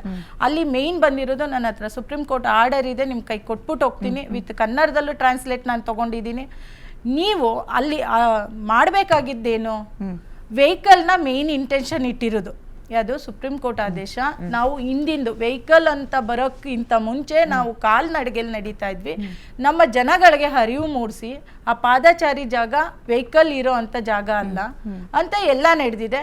ಇದು ಮುಂದುವರಿದ ಜಿಲ್ಲೆ ನಮ್ಮ ಯಾವುದು ಬೆಂಗಳೂರು ಆಗಿರೋದ್ರಿಂದ, ನೀವು ಗ್ರೇಟರ್ ಬ್ಯಾಂಗ್ಳೂರ್ ಮಾಡ್ತಿರೋದ್ರಿಂದ ಯಾವ್ಯಾವ ವ್ಯವಸ್ಥೆ ಮಾಡಿದ್ರೆ ಯಾವ್ಯಾವ್ದು ಅನುಕೂಲ ಆಗುತ್ತೆ, ಅನಾನುಕೂಲ ಆಗುತ್ತೆ, ಎಲ್ಲವನ್ನು ಪರಿಶೀಲಿಸಬೇಕು. ಗ್ರೇಟರ್ ಬೆಂಗಳೂರು ಬರೀ ಶ್ರೀಮಂತರಿಗೆ ಮಾತ್ರನ, ಬಡವರಿಗೆ ಜಾಗ ಇಲ್ವಾ ಅಂತಲೂ ಪ್ರಶ್ನೆ ಬರುತ್ತೆ. ಆಮೇಲೆ ಇನ್ನೂ ಒಂದು, ಹೂವ ಯಾವತ್ತು ಮಾಲಲ್ಲಿ ಸಿಗಲ್ಲ. ಕಸ ಇಲ್ಲಿ ಏನ್ ಹೇಳ್ತಾ ಇದಾರೆ, ಇವರಿಂದ ಕಸ ಎಲ್ಲ ಆಗ್ತಿದೆ ಅಂತ. ಈಗ ನೀವು ಇದ್ರಲ್ಲಿ ಪ್ಯಾಕಿಂಗ್ ಬಂದ್ರೆ ಕಸ ಆಗಲ್ವಾ? ವ್ಯಾಪಾರಿಗಳು ಕೈ ಕೊಡ್ತಾರೆ, ಎಲ್ಲಾರು ನೀವು ಒಂದೊಂದು ಬ್ಯಾಗ್ ತಗೊಬನ್ನಿ ಅಂತ ಒಂದಷ್ಟು ಗಮನ ಸೂಚಿಸಿದ್ರಿ, ಅವೇರ್ನೆಸ್ ಬಂತು, ಎಲ್ಲವೂ ತಿಳುವಳಿಕೆ ಬಂದಿದೆ. ಒಂದಷ್ಟು ಜನ 50% ಆದ್ರೂ ಬ್ಯಾಗ್ ತಗೊಂಡೋಗಿ ಎಲ್ಲ ಮಾಡ್ತಿದ್ದಾರೆ. ನೀವು ಪ್ಯಾಕಿಂಗ್ ಬಂದಾಗ ಕಸ ಬರಲ್ವಾ? ಇಲ್ಲ ಅಲ್ಲಿ ಕ್ಲೀನ್ಗಳು ಮಾಡಿಲ್ಲ, ಇದನ್ನ ಕಿತ್ತಾಕ್ತೀರಾ, ಅದನ್ನ ರೆಡಿ ಮಾಡ್ತೀರಾ, ಇದು ನಿಮ್ಮಿಂದ ಆಗಿಲ್ವಾ? GBA ಇದರಿಂದ ಆಗಿಲ್ವಾ? ಏನನ್ನು ಲಕ್ಷ ದುಡ್ಡು ಕೊಡ್ತಾರೆ, ಇದಕ್ಕೆ ಅಂತ ಕೊಡ್ತಾರಲ್ಲ. ಓಕೆ, ಬರ್ತೀನಿ ಸರ್. ಈಗ ಬಡ ಕಾರ್ಮಿಕರ ಮೇಲಿನ ದೌರ್ಜನ್ಯ ಅಂತ ನೋಡೋದಾ, ಅಥವಾ ಸಾರ್ವಜನಿಕರ ಓಡಾಟಕ್ಕೆ ಸಮಸ್ಯೆ ಆಗ್ತಾ ಇದೆ ಅಂತ ಕನ್ಸಿಡರ್ ಮಾಡೋದೇ? ಯಾವುದಕ್ಕೆ ತುಂಬಾ ತೂಕ ಇದೆ? ಇದು ಇವರು BBMP ಮಾಡಿ ಅಧಿಕಾರಿಗಳು ಮಾಡಿದ ನಿರ್ಲಕ್ಷ್ಯ. ಇದು ಎಡವಟ್ಟು ಅವರಿಂದನೇ ಹಾಕಿರೋದು. ಯಾಕಂದ್ರೆ ಹಿಂದೆ ನಾನು ರಾಜಕಾಲುವೆ ಎಂಟೈರ್ ಬೆಂಗಳೂರು ರಾಜಕಾಲುವೆ ಬಿಲ್ಡಿಂಗ್ ಕೇಸ್ ಹಾಕಿದ್ದಾನೆ. ಹೈಕೋರ್ಟ್ ಆರ್ಡರ್ ಆಗಿ ಇವತ್ತಿಗೆ 15 ವರ್ಷ ಆಗೈತೆ, ಇನ್ನೂ ಒಂದು ಬಿಲ್ಡಿಂಗ್ ಹೊಡೆದಿಲ್ಲ. ಹೈಕೋರ್ಟ್ ಆರ್ಡರ್ಗೂ ಕುಮ್ಮಕ್ಕಿಲ್ಲ. ಆ ಥರ BBMP ಅವರು ಮಾಡೋ ಕೆಲಸ, ಅವರೇ ಎಲ್ಲ ಪರ್ಮಿಷನ್ ಕೊಡೋದು ಅವರೇ. ಈಗ ಬಡವ್ರ ಮನೆ ಮಾಡಿದ್ರೆ ಹೌದೌದು, ಇವತ್ತವರೆಗೂ ಯಾವ್ದಾನ ಇದು ರಾಜಕಾರಣ JCBಗಳಿಗೆ ಮೇ ಬಿ ಡೀಸೆಲ್ ಖಾಲಿ ಆಗಿರಬೇಕು, ಯೋಚನೆ ಮಾಡ್ತಾರೆ ಅದನ್ನ. ಇದುವರೆಗೂ ಹೊಡೆದಿಲ್ಲ ಅದು. ಇವಾಗ ನೋಡಿ ರಾಜಕಾಲುವೆ ಮೇಲೆ ಎಲ್ಲ ಬರೀ ಅಲ್ಲಿ ಅಂಗಡಿಗಳು ಕಟ್ಕೊಂಡವ್ರೆ. ಇಲ್ಲಿ ಶಿವಾಜಿನಗರ ಇದು ನಾಲಾ ರೋಡ್ ಫುಲ್ ಇವರೇ ಪರ್ಮಿಷನ್ ಕೊಟ್ಟವ್ರೆ, BBMP ಪರ್ಮಿಷನ್ ಕೊಟ್ಟವ್ರೆ, ಅದೇ ಕೊಟ್ಟವ್ರೆ. ಓಡಾಡಕ್ಕೆ ಜಾಗ ಇಲ್ಲ, ಓಡಾಡಕ್ಕೆ ಜಾಗ ಇಲ್ಲ. ಈಗ ಮಂತ್ರಿಗಳಾದ ಕೃಷ್ಣ ಬೈರೇಗೌಡರು ಏನಾದ್ರು ಅದ್ರ ಬಗ್ಗೆ ಗಮನ. ಇವಾಗ ನಾನು ಹೇಳ್ತೇನೆ, ಇವಾಗ ನಾನು ಕೃಷ್ಣ ಬೈರೇಗೌಡರಿಗೆ ತುಂಬ ಸಪೋರ್ಟ್ ಮಾಡಿದೆ. ಯಾಕಂದರೆ ಅವ್ರು ಮಾಡ್ತಾ ಇರೋದು ಒಳ್ಳೆ ಕೆಲಸಕ್ಕೆ ನಾನು ಸಪೋರ್ಟ್ ಮಾಡಿದೆ, ಇಲ್ಲ ಅಂತ ಹೇಳಿದಾಗ. ಇದೇ ಬುದ್ಧಿ ಹಿಂದೆ ಸರ್ಕಾರ ಹಿಂದೆ ಇರ್ತಕ್ಕಂಥ ಮಂತ್ರಿಗಳು ಮಾಡಿದ್ರೆ ಇಷ್ಟೊತ್ತಿಗೆ ಈ ಪ್ರಾಬ್ಲಮ್ಮೇ ಆಗ್ತಾ ಇರಲಿಲ್ಲ. ಯಾಕಂದರೆ ಇವತ್ತು ಫುಟ್ಪಾತಲ್ಲಿ ಮಡಗಿರೋ ಅಂಗಡಿಗಳು ಮಡಗಿರೋರು ಒಂದು 15% 20% ಇರ್ಬೇಕು ಕನ್ನಡಿಗರಷ್ಟೇ. ಇದು ಪ್ರಶ್ನೆ, ಇದನ್ನ ಕೇಳಬೇಕು. 20% ಇರ್ಬೇಕು ಕನ್ನಡದವ್ರು. ಬದುಕ್ತಾನೆ ಇಲ್ಲ ಇವತ್ತು ಕನ್ನಡದವ್ರು. ಅಂದ್ರೆ ನಾನು ನೋಡಿದ 20 ಇಲ್ಲ ಅಂತ ಕಾಣುತ್ತೆ. ಇಡೀ ಭಾವ ಅಂತ ಅಲ್ಲ, ಇಲ್ಲಿ ಕನ್ನಡದವ್ರು ನಮ್ಮ ನಾಡಿನವರು ಅಂತಲೂ ನಮ್ಮ ನಾಡಿನವರು ಯಾರು ಇಲ್ಲ. ಬಡಬಗ್ರು ಅಂತ ನಾವು ಕರುಣೆ ತೋರ್ಸೋದು ಹೌದು, ನಮ್ಮ ರಾಜ್ಯದವರು ಅನ್ನ ತಿಂತಾ ಇರೋದು ಎಷ್ಟು ಈ ಸಮಸ್ಯೆಯನ್ನ ಪಾದಚಾರಿಗಳು ನಮ್ಮವ್ರು ಎಷ್ಟು ಜನ ಇದ್ದಾರೆ. ಇದನ್ನ ಅಡ್ವಾಂಟೇಜ್ ತಗೊಳ್ತಾರೆ, ಇದನ್ನ ಅಡ್ವಾಂಟೇಜ್ ತಗೊಳ್ತಾರೆ ಬೇರೆ ರಾಜ್ಯದವರು.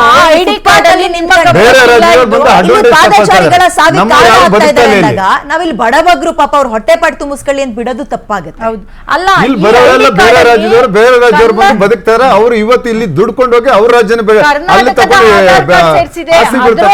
ಪ್ರಕಾರನೇ ಮಾಡಿ.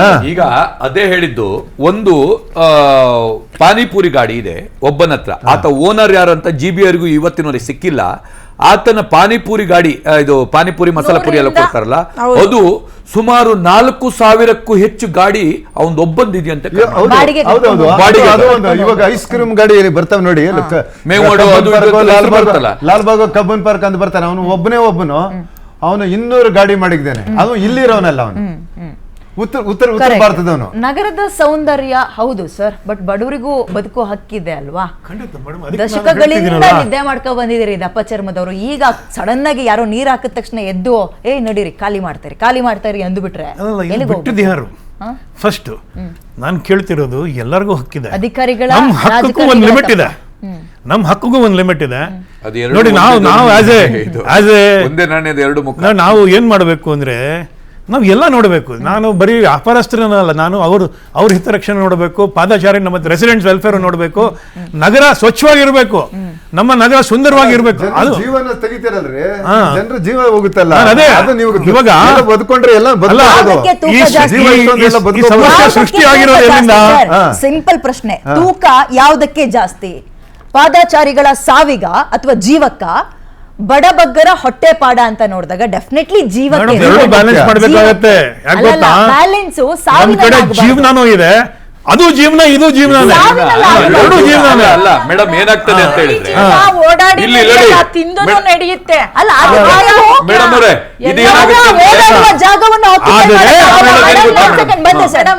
ಇಲ್ಲ ಕೇಳಿ. ಬಡಬಗ್ರು ಅಂದಾಗ ಹೌದು, ಅದು ತುಂಬಾ ಕನ್ವಿನ್ಸಿಂಗ್ ಪಾರ್ಟ್, ಅದು ಇಲ್ಲ ಅಂತಾನೆ ಅನ್ನೋದಲ್ಲ. ನಾನು ಹೇಳಿದ್ನಲ್ಲ, ಜೀವನೇ ಹೋಗ್ತಾ ಇದೆ ಅಂದಾಗ ಅಂಡ್ ಆ ಜಾಗವನ್ನ ನಡ್ಕೊಂಡು ಓಡಾಡಬೇಕು. ಈ ಸೌಂದರ್ಯ ಬಿಟ್ಟಾಕ್ರಿ, ಜೀವ ಕಳ್ಕೊಳ್ತಾ ಇದೀವಿ. ಅವಾಗ ನೀವು ಹಂಗಂದ್ರೆ ನಾವು ಹೊಟ್ಟೆ ಪಾಡಲ್ವಾ, ಅಲ್ಲಿ ನೀವು ತಿಂದರೆ ಜೀವನ ಮಾಡ್ತೀರಾ? ಹಂಗ್ ಮಾತಾಡಕ್ ಆಗಲ್ಲ. ಹೌದು ಮೇಡಮ್, ಹಂಗ್ ಮಾತಾಡಕ್ ಆಗಲ್ಲ. ಅಲ್ಲ, ಅಲ್ಲಿ BDA ಸೈಟ್ ಈಗ ನಿಮ್ಮನೆ ಪಾರ್ಕಿಂಗ್ ಜಾಗ ಇದೆ,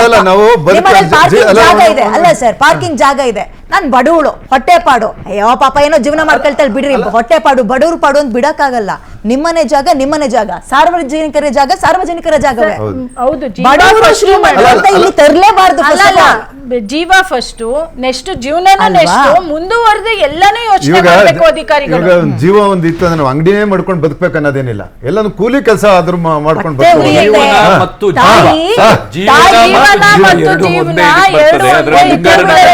ತಾಯಿ ಮಗುವನ್ ಕೂರಿಸ್ಕೊಂಡು ಹೋಗ್ತಿರ್ತಾಳೆ, ಹಿಂದೆಯಿಂದ ಬಂದು ಗಾಡಿ ಡಿಕ್ಕಿ ಹೊಡಿಯುತ್ತೆ, ಮಗು ಕೆಳಗ್ ಬೀಳುತ್ತೆ, ಇನ್ನೊಂದು ವೆಹಿಕಲ್ ಬಂದು ಹತ್ಕೊಂಡು ಹೋಗುತ್ತೆ.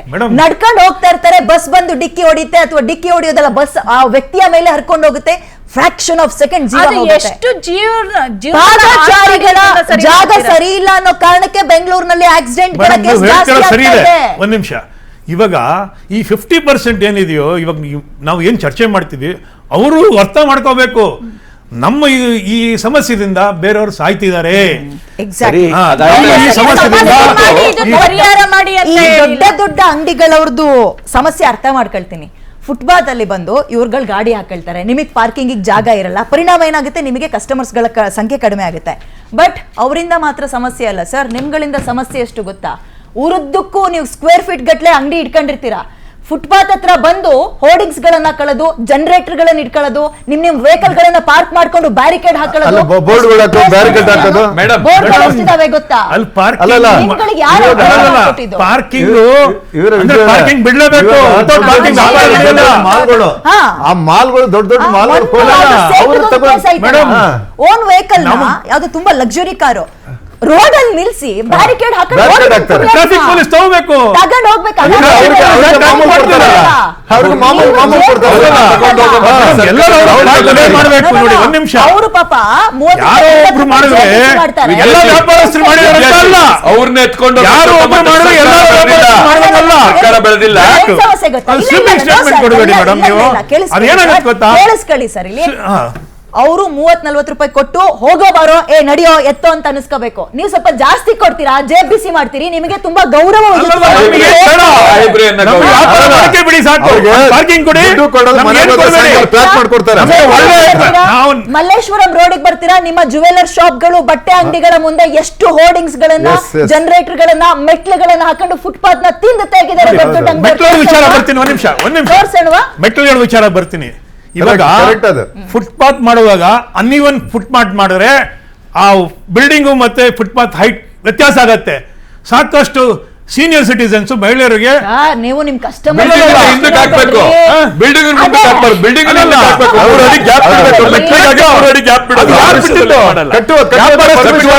ಪರ್ಮಿಷನ್ ಕೊಟ್ಟವರು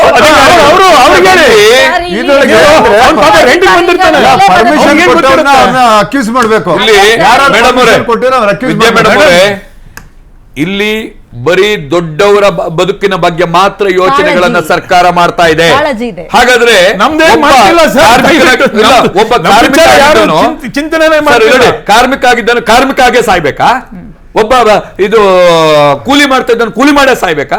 ಅವನು ಓನರ್ ಆಗ್ಬಾರ್ದಾ? ಅವನಿಗೆ ದೊಡ್ಡದನ್ನು ಸಂಪಾದನೆ ಮಾಡ್ಲಿಕ್ಕೆ ಆಗಲ್ಲ, ಅವಾಗ ಸಣ್ಣದಕ್ಕೆ ಹೋಗ್ಬೇಕಾಗತ್ತೆ. ಅಂತ ಸಂದರ್ಭದಲ್ಲಿ ಸರ್ಕಾರಕ್ಕೆ ಸಣ್ಣ ಜನರು, ಬಡ ಜನರ ಮೇಲೆ ಕಾಳಜಿ ಇದ್ದಿದ್ದೆ ಹೌದಾದ್ರೆ ಒಂದೊಂದು ವಿಧಾನಸಭಾ ಕ್ಷೇತ್ರದಲ್ಲಿ ಇವ್ರದ್ದು ಆಫೀಸ್ ಮಾಡ್ಕೊಳ್ತಾರೆ, ಇವ್ರದ್ದು ಇದು ಮಾಡ್ಕೊಳ್ತಾರೆ. ಹಾಗೆ ಒಂದು ಝೋನ್ಗಳನ್ನ ಮಾಡಿ ಅಲ್ಲಿ ಸರಿಯಾದ ಒಂದು ಮಾರ್ಕ್ಗಳನ್ನ ಮಾಡಿ ಆ ಮಾರ್ಕ್ ನಲ್ಲಿ ವ್ಯಾಪಾರ ಮಾಡ್ಕೊಳ್ಳಿ ಅಂತ ಹೇಳಿ ಬಿಡುವಂತ ಕೆಲಸವನ್ನ ಮಾಡಬೇಕು. ಇವರು ದುಡ್ಡು ಬರೋ ಪಾರ್ಕಿಂಗ್ ಅನ್ನ ಮಾಡಿ ಮೇಲ್ ಮಾಡಿ ಮಾಡ್ತಾರೆ. ಅಲ್ಲ, ಒಂದು ಕಾರ್ಪೆಟ್ ಇಷ್ಟು ಅಂಗಡಿ ಹಾಕ್ಸಿರ್ತಾರೆ ಅಲ್ವಾ? ಇವಾಗ ಅದೇ ಒಂದು ಇವತ್ತು ಶಾಸಕರ ಹೆಸರುಗಳ ತಳ್ಳುಗಾಡಿ ಮೇಲೆ ಆಗಿರುತ್ತೆ, ಅದನ್ನ ಶಾಸಕರ ಮೇಲೆ ದೂರ ಮಾಡ್ಬೇಕು, ಶಾಸಕರನ್ನ ಗುರಿ ಮಾಡ್ಬೇಕು, ಅವ್ರಿಗೆ ನೋಟಿಸ್ ಕಳಿಸ್ಬೇಕು. ಜಾಗವನ್ನ ರೆಡಿ ಮಾಡ್ಕೊಟ್ರು ಅನ್ಕೊಳ್ಳಿ, 100ರಲ್ಲಿ 30ರಿಂದ 50 ಜನ ತನಕ ಹೋಗ್ಬೋದು, ಇನ್ನ 50 ಜನ ನಿರ್ಲಕ್ಷ್ಯ ಹೋಗದೆ ಇದ್ದವ್ರನ್ನ, ಅಲ್ಲಿ ಸ್ಥಳಕ್ಕೆ ಹೋಗದೆ ಇದ್ದವ್ರನ್ನ, ಅದು ಸ್ಥಳೀಯರಿಗೆ ಮೊದಲ ಅವಕಾಶ ಕೊಡಬೇಕು. ಅಲ್ಲಿಗೆ ಹೋಗದೆ ಇದ್ದವ್ರನ್ನ ಎತ್ಕೊಂಡು ಹೋಗಿ. ಅದ್ರ ಬಗ್ಗೆ ಏರಿಯಾನಲ್ಲಿ ಒಂದು ಕಾಂಪ್ಲೆಕ್ಸ್ ಇರಬೇಕು. ಕಾಂಪ್ಲೆಕ್ಸ್ ಮಾಡಬೇಕು, ಸರ್ಕಾರನೇ ಮಾಡಬೇಕು. ಇಲ್ಲಿ ಇರೋರು ಮೂಲ ನಿವಾಸಿಗಳು ಯಾರು ಇಲ್ಲ, ಎಲ್ಲ ಕಡಿಮೆನೆ. ಇಲ್ಲಿ ಇರ್ತಕ್ಕಂಥ ಸ್ಥಳೀಯರಿಗೆ ಅವಕಾಶ ಮಾಡಿ. ಉಮೇಶ್ ಅವರೇ, ಪ್ರತಿ ಏರಿಯಾನಲ್ಲಿ ಒಂದು ಕಮರ್ಷಿಯಲ್ ಕಾಂಪ್ಲೆಕ್ಸ್ ಇರಬೇಕು. ಅದಕ್ಕೆ ವೆಜಿಟೇಬಲ್ ಮಾರ್ಕೆಟ್ ಅಂತ ವೆಜಿಟೇಬಲ್ ಮಾರ್ಕೆಟ್ ಇರಬೇಕು.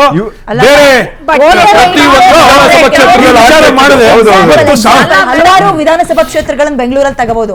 ಬೇರೆ ಬೇರೆ ರಾಜ್ಯದವರು ನಮಗೆ ವೋಟ್ ಹಾಕ್ತಾರೆ ಅನ್ನೋ ಕಾರಣಕ್ಕೆ ವೋಟರ್ ಐಡಿ ಇಲ್ಲಿ ಕೊಡ್ತೀರಿ, ಫಸ್ಟ್ ಪ್ರಿಫರೆನ್ಸ್ ಕೊಡ್ತೀರಿ. ನಮ್ಮ ರಾಜ್ಯದವ್ರು ಎಲ್ಲಿ ಹೋಗ್ತಾರೆ? ಬೆಂಗಳೂರಿನಲ್ಲಿ ಕರ್ನಾಟಕದವ್ರು ಎಷ್ಟು ಸಂಖ್ಯೆಯಲ್ಲಿ ಇದ್ದಾರೆ? ಇದು ಪ್ರಶ್ನೆ. ಇದೆಯಾ ನಂಬರ್ ಡೇಟಾ ಇದೆಯಾ? ಅದಕ್ಕೆ ಮೇಡಮ್ ವಿಧಾನಸಭಾ ಕ್ಷೇತ್ರ ಅದರಿಂದ ಟ್ರಾಫಿಕ್ ಸಮಸ್ಯೆ ಕೂಡ ಬಗೆಹರಿತದೆ. ನಾನು ಮಾರ್ಕೆಟ್ಗೆ ಯಾಕೆ ಹೋಗ್ಬೇಕು? ನನ್ನ ವಿಧಾನಸಭಾ ಕ್ಷೇತ್ರದಲ್ಲಿ ಒಂದು ಕ್ಲೀನ್ ಆದ ವ್ಯವಸ್ಥೆ ಇದ್ದು ಅಲ್ಲಿ ಸ್ಥಳೀಯರಿಗೆ ಮೊದಲ ಆದ್ಯತೆಯನ್ನು ಕೊಟ್ಟು 80% 20% ಕೊಡಲಾಗಿಲ್ಲ. ಆ ಆದ್ಯತೆಯನ್ನು ಕೊಟ್ಟಿದ್ದೆ ಹೋದರೆ ನಾನು ಮಾರ್ಕೆಟ್ಗೆ ಹೋಗಲ್ಲ. ಆ ಮಾರ್ಕೆಟ್ಗೆ ಹೋಗಿದ್ದ ಸಂದರ್ಭದಲ್ಲಿ ನನ್ನ ಟ್ರಾಫಿಕ್ ಇದು ಕೂಡ ಕಡಿಮೆ ಆಗುತ್ತೆ. ಇದೆಲ್ಲ ಒಂದು ಸ್ಟ್ರಕ್ಚರ್. ಸಂಘದ ಬೇಡಿಕೆಗಳು ಏನಾಗಬೇಕು? GBA ಕಡೆಯಿಂದ ಬಂದು ಆರಂಭಿಕ ಶುರುತ್ವ ತೆಗೆಸ್ತೀವಿ ನೋಡಿ ಅಂತ JCB ಡೀಸೆಲ್ ಹಾಕೊಂಡು ಬಂದು ಇವತ್ತೊಂದಿನ ಮಾಡಿ ನಾಳೆಯಿಂದ ಅಡ್ಜಸ್ಟ್ ಮಾಡ್ಕೊಂಡು ಹೋಗ್ರೋ, ಬಂದ್ ಕೇಳ್ದವ್ರಿಗೆ ಒಂದ್ ಸ್ವಲ್ಪ ಕೊಟ್ಕೊಂಡು ನಡೀರೋ ಅಂತ ಆಗಬಾರ್ದು. ಅಂದ್ರೆ ನಿಮ್ಮ ಬೇಡಿಕೆಗಳು ಏನು? ಈಗ ನಾನು ಹೇಳ್ತಾ ಇರೋದು ಒಂದೇ, ಇವ್ರು ಹಿಡಿದಿದ್ದಾರಲ್ವಾ, ಪೂರ್ತಿ ಪೂರೈಸಕ್ಕಾಗುತ್ತಾ ಇವರಿಗೆ? ಆಗಲ್ಲ ಅಲ್ಲ, ಪೂರ್ತಿ ಮಾಡಿಲ್ಲ ಅಂದ್ರೆ ಒಂದ್ ಕಣ್ಣಿಗೆ ಬೆಣ್ಣೆ ಒಂದ್ ಕಣ್ಣಿಗೆ ಸುಮ್ಮನೆ ಹೆಂಗ್ ಮಾಡ್ತಾರೆ? ಈ ಗಾಂಧಿನಗರದಲ್ಲಿ ತೆಗಿತಾರೆ, ರಾಜಾಜಿನಗರದಲ್ಲಿ ಬಿಡ್ತಾರೆ. ಯಾಕೆ ಅವ್ರೇನ್ ಪಾಪ ಮಾಡಿದ್ರು, ಇವ್ರೇನ್ ಪಾಪ ಮಾಡಿದ್ರು? ಇವಾಗ GB ಅಂದ್ರೆ ಎಲ್ಲಾ ಕಡೆ ಎಂಟೈರ್ 8 GB ವರೆಗೂ ಮಾಡ್ಬೇಕು. ಬರೀ ಇವರು ಕೃಷ್ಣ ಬೈರೇಗೌಡರು ಮಾಡಿದ್ರೆ ಅಲ್ಲ, ಅವ್ರ ಕೆಳಗೆ ಇರ್ತಕ್ಕಂತ ಅಧಿಕಾರಿಗಳು ಈಗ ಕೃಷ್ಣ ಬೈರೇಗೌಡರು ಎಲ್ಲರೂ ಚೇಂಜ್ ಆಗ್ತಾರೆ, ಚೇಂಜ್ ಆಗ್ತಾರೆ. ಈಗ 2 ವರ್ಷದಲ್ಲಿ ಅವ್ರಿಗೆ ಬೇರೆ ಹುದ್ದೆ ಬಂತು, 2 ವರ್ಷದಲ್ಲಿ ಚೇಂಜ್ ಆಗ್ತಾರೆ. ಚೇಂಜ್ ಆದ ತಕ್ಷಣ ಮತ್ತೊಬ್ರು ಬಂದು ಮತ್ತಿಡಿಸ್ತಾರೆ. ಅದು ಆತರ ಇರಬಾರ್ದು. ಬೇಡಿಕೆಗಳು ಏನು ಹೇಳ್ಬಿಡಿ. ನಮ್ಮ ಬೇಡಿಕೆಗಳು ಈಗ ಸದ್ಯಕ್ಕೆ ಅದನ್ನ ತಡೆ ನಿಲ್ಲಿಸ್ಬೇಕು. ಏನು ಒತ್ತುವರಿ ಕಾರ್ಯಕ್ರಮ ಇದೆ, ಮೊದಲು ಎಷ್ಟು ಪ್ರಾಬ್ಲಮ್ ಆಗ್ತಿದೆ ಇದರಿಂದ ಅದನ್ನ ಮನೆಗಂಡು ಅದಕ್ಕೆ ಏನು ಪರಿಹಾರ ಸೂಚಿಸ್ಬೇಕು. ಮೊದಲು ವ್ಯಾಪಾರಿಗಳಿಗೆ ಮೇಯ್ನ್ ಪ್ರಾಬ್ಲಮ್ ಆಗ್ತಾ ಇರೋದು, ಅದಕ್ಕೆ ಪರಿಹಾರ ಸೂಚಿಸಿ ಅಧಿಕಾರಿಗಳಿಗೆ ಎಲ್ಲವೂ ಕಾನೂನಾತ್ಮಕವಾಗಿ ಗೊತ್ತಿದೆ. ಮಾನ್ಯ ಸಚಿವರ ಸಂಘಟನೆಗಳನ್ನ ಕರೆದು ಅವ್ರಿಗೆ ಮನವರಿಕೆ ಮಾಡಿ, ನೀವು ವೆಂಡಿಂಗ್ ಝೋನ್ ಕೊಡಿ, ನಾವು ಸಂಘಟನೆಗಳು ಕಳಿಸ್ತೀವಿ, ಕಾನೂನಾತ್ಮಕವಾಗಿ ತಗೊಳ್ಳಿ. ನಿಮ್ಮ ಹತ್ರನೇ ತುಂಬಾ ಕಡೆ ಈಗ ಮೊನ್ನೆ 25,000 ಜನ ಸೇರಿಸಿ ನನ್ನ ನೇತೃತ್ವದಲ್ಲಿ ಫ್ರೀಡಂ ಪಾರ್ಕ್ ನಲ್ಲಿ ಹೋರಾಟ ಆಯ್ತು. ಇಡೀ ಎಲ್ಲ ದಾಖಲೆಗಳ ಮುರಿತು. 25,000 ಜನ ಸೇರಿಸಿದ್ದೆ. ಆ ಸೇರಿಸಿದಾಗ ಅದಕ್ಕೊಂದು ಇವತ್ತಿನವರೆಗೂ ಒಂದು ಕಾಯಕಲ್ಪ ಕೊಡ್ಲಿಕ್ಕೆ ಅವ್ರಿಗಾಗಿಲ್ಲ. ಅಂದ್ರೆ 25,000 ಜನ ಸುಮ್ಮನೆ ಬಂದಿರ್ತಾರ, ಬಂದಿರೋದಲ್ವಾ? ಈ ಕೋಟ್ಪ ಕಾಯ್ದೆ ಅದು ಇದು ಹೆಸರು. ಈಗ ಇವ್ರು ಮಾಡ್ತಾ ಇರೋದು ಕರೆಕ್ಟ್. ನಾಳೆ ದಿವಸ ಹೆಚ್ಚು ಕಮ್ಮಿ ಆಗಿ ಮತ್ತೆ ಯಾರನ್ನ ಫುಟ್ಪಾತ್ ಮೇಲೆ ಆಗಿ ಏನು ಆಕ್ಸಿಡೆಂಟ್ ಆಗ್ಸತ್ತ ಕಂಟೆಂಪ್ಟ್ ಕೋರ್ಟ್ ಆಗುತ್ತೆ. ಇದ್ರಲ್ಲೆಲ್ಲ ಇವ್ರು ಮಾಡಿಲ್ಲ ಅಂದ್ರೆ ನಾಳೆ ದಿವಸ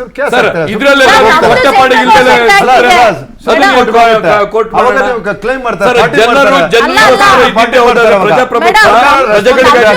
ಗೌರ್ಮೆಂಟ್ ಆಕ್ಟ್ ನಮ್ದೇನು ಸ್ಟೇಟ್ ಗೌರ್ಮೆಂಟ್ ಆಕ್ಟ್ ಅಲ್ಲ, ನಮ್ದು ಸೆಂಟ್ರಲ್ ಗೌರ್ಮೆಂಟ್ ಆಕ್ಟ್. ವಾದ ಮಾಡಕ್ಕೆ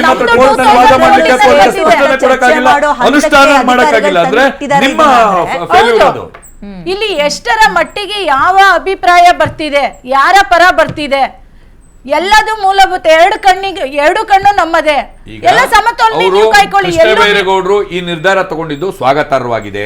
ಆದ್ರೆ ತಗೊಳ್ಳುವಾಗ ಕೆಲವು ಪ್ರಿಕಾಕ್ಷನ್ ತಗೋಬೇಕಿತ್ತು. ಅವ್ರೇನು ಅವ್ರದ್ದು ಅದಕ್ಕೆ ಬೇಕಾದ ಜೋನ್ ಇದೆಯಾ? ಇಷ್ಟು ಜನ ಬಾಳಿನ ಮೇಲೆ ಒಂದೇ ಸಲ ಏಕಾಏಕಿ ಕಲ್ಲೆತ್ತಾಕಿದ್ದಲ್ವಾ? ನೀವೇ ಲೈಸೆನ್ಸ್ ಕೊಟ್ಟಿದ್ದು, ನೀವೇ ವ್ಯವಸ್ಥೆ ಮಾಡಿರೋದು.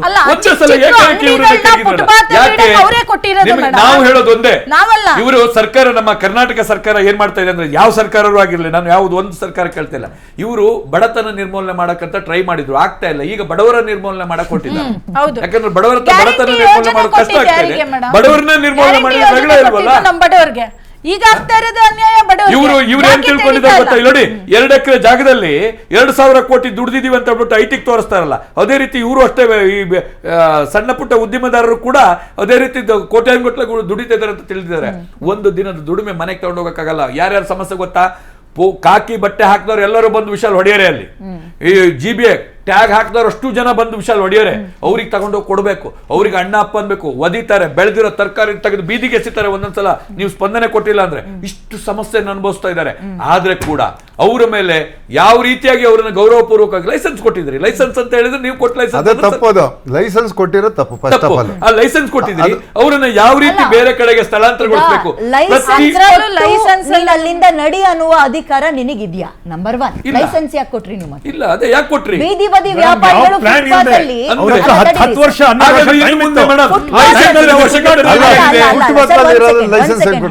ಈಗ ಫುಟ್ಪಾತ್ ನಲ್ಲಿ ಬೀದಿ ಬದಿ ವ್ಯಾಪಾರಿಗಳು ಹೊಟ್ಟೆಪಾಡು ಬಡವರು ಅನ್ಕೊಂಡು ಫುಟ್ಪಾತ್ ನೀವು ಆಕ್ಯುಪೈ ಆಗದೇ ಇಲ್ಲ. ಬಟ್ ಯಾಕೆ ಲೈಸೆನ್ಸ್ ಕೊಟ್ರಿ? ಲೈಸೆನ್ಸಿಗೆ ಹಣ ಯಾಕೆ ಇಸ್ಕೊಂಡ್ರಿ? ಅಲ್ಲಿ ಬೀದಿ ಬದಿ ವ್ಯಾಪಾರಿಗಳು ಈ ಚಿತ್ರಾನ್ನನೋ ಅಥವಾ ಚಪ್ಪಲಿ ಅಂಗಡಿನೋ ಇನ್ನೇನೋ ಕಾಫಿ ಶಾಪ ಇಟ್ಕೊಂಡ್ರು ಅನ್ಕೊಳ್ಳಿ, ಸಂಜೆ ಬಂದು 30-40 ಅವ್ರು ಕೇಳದೆ ಬೇಡ, ಅವ್ರು ಬರ್ತಿದ್ದಂಗೆ ನೀವೇ ಓಡೋಕ್ ಕೊಟ್ಟಿದ್ದೀರಿ. ಅದು ಡ್ಯೂಟಿಯಲ್ಲಿರೋ ಬರುವಂತಹ ಜೀಪೇ ಬಂದು ನಿಂತ್ಕೊಳ್ಳುತ್ತೆ. ಅವ್ನು ಹಾರ್ನ್ ನೋಡಿದ ತಕ್ಷಣ ಒಂದೊಂದೇ ಅಂಗಡಿ ಅವ್ರು ಓಡ್ ಬಂದು ಕೊಡ್ತಾರೆ. ಏನಂತೀರಿ ಅದಕ್ಕೆ? ಮಾಮೂಲಿನ ಬೇರೆ ಏನಾದ್ರು ಪದ ಇದೆಯಾ ಮೇಡಮ್? ರೋಲ್ ಅಲ್ಲ, ಮಾಮೂಲಿ ಅಂತ ನಾವು ಆಡು ಭಾಷೆ ಬೇರೆ ಏನಾದ್ರು ಕರಿತೀರಾ? ಎಷ್ಟು ಕೊಡ್ತೀರಿ? ಒಂದೊಂದು ಅಂಗಡಿಯಿಂದ ಕನಿಷ್ಠ ಪಕ್ಷ ಎಷ್ಟು ಇಸ್ಕೊಳ್ತಾರೆ ಮೇಡಮ್? ಅಲ್ಲ, ಎಷ್ಟು ಇಸ್ಕೊಳ್ತಾರೆ? ಅಲ್ಲ, ಅದು 1 ನಿಮಿಷ ಕೇಳಿ, ಅದು ನಾವು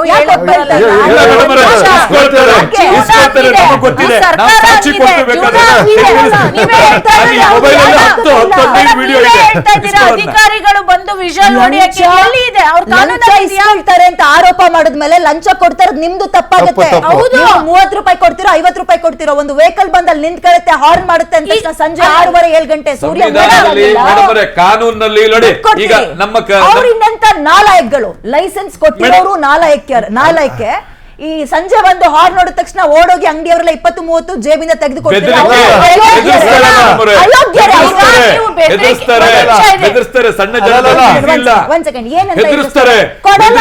ನಾಳೆ ಬೆಳಗ್ಗೆ ಇಲ್ಲಿಂದ ನಿನ್ನ ಅದ್ ಮಾಡ್ತೀನಿ.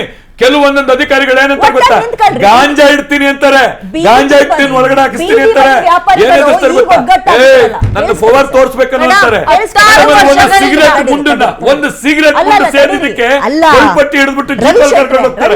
ನಿನ್ನೆ ನಾನು ಮಾತಾಡಿದ್ದೀನಿ, ಗಮನಿಸಿರ್ಬೋದು. ರವಿ ಶೆಟ್ಟಿ ಅವರೇ, ಈಗ ಹೆಂಗ್ ಒಗ್ಗಟ್ಟಾಗಿದ್ರು, ನಾವು ಜಾಗ ಬಿಟ್ಕೊಡಲ್ಲ, ನಮಗೆ ಸಪರೇಟ್ ವೆಂಡಿಂಗ್ ಝೋನ್ ಮಾಡ್ಕೊಡೋ ತನಕ ಬೀದಿ ಬದಿ ವ್ಯಾಪಾರಿಗಳು ಹೋಗಲ್ಲ ಅಂತಿರೋ, ಬೀದಿ ಬದಿ ವ್ಯಾಪಾರಿಗಳು ಆಯಾ ಲೈನ್ ಅವ್ರು ನಿಂತ್ಕೊಳ್ರಿ, ಅವ್ನು ಯಾರು ಬಂದು ಹಾರ್ನ್ ಮಾಡ್ತಾರೆ, ಪೊಲೀಸ ಮತ್ತೊಬ್ಬನ ಮಾಮೂಲಿ ಗಿರಾಕಿ ಅಂತ ಕರಿತೀನಿ ಅವ್ರಿಗೆ. ಇನ್ ಕೇಸ್ ಅದು ಯೂನಿಫಾರ್ಮ್ ಹಾಕೊಂಡು ಬಂದ್ರೆ ನೀವು ಅದು ನಮ್ಮವ್ರು ಏನೋ ಅಂದಿದ್ರು ಎಜುಕೇಟೆಡ್ ಬೆಗ್ಗರ್ಸ್ ಅಂತ, ಅದು ಹೋಗ್ಲಿ ಬಿಡಿ, ಪದ ಬಳಸೋದು. ನೀವುಗಳೆಲ್ಲ ಒಗ್ಗಟ್ಟಾಗ್ರಿ, ಕೊಡಲ್ಲ ಕಣಯ್ಯ ಅಂತ ಹೇಳ್ರಿ, ನೀವು ದುಡಿತಾ ಇರ್ತೀರಲ್ರಿ ಬೆಳಗ್ಗೆ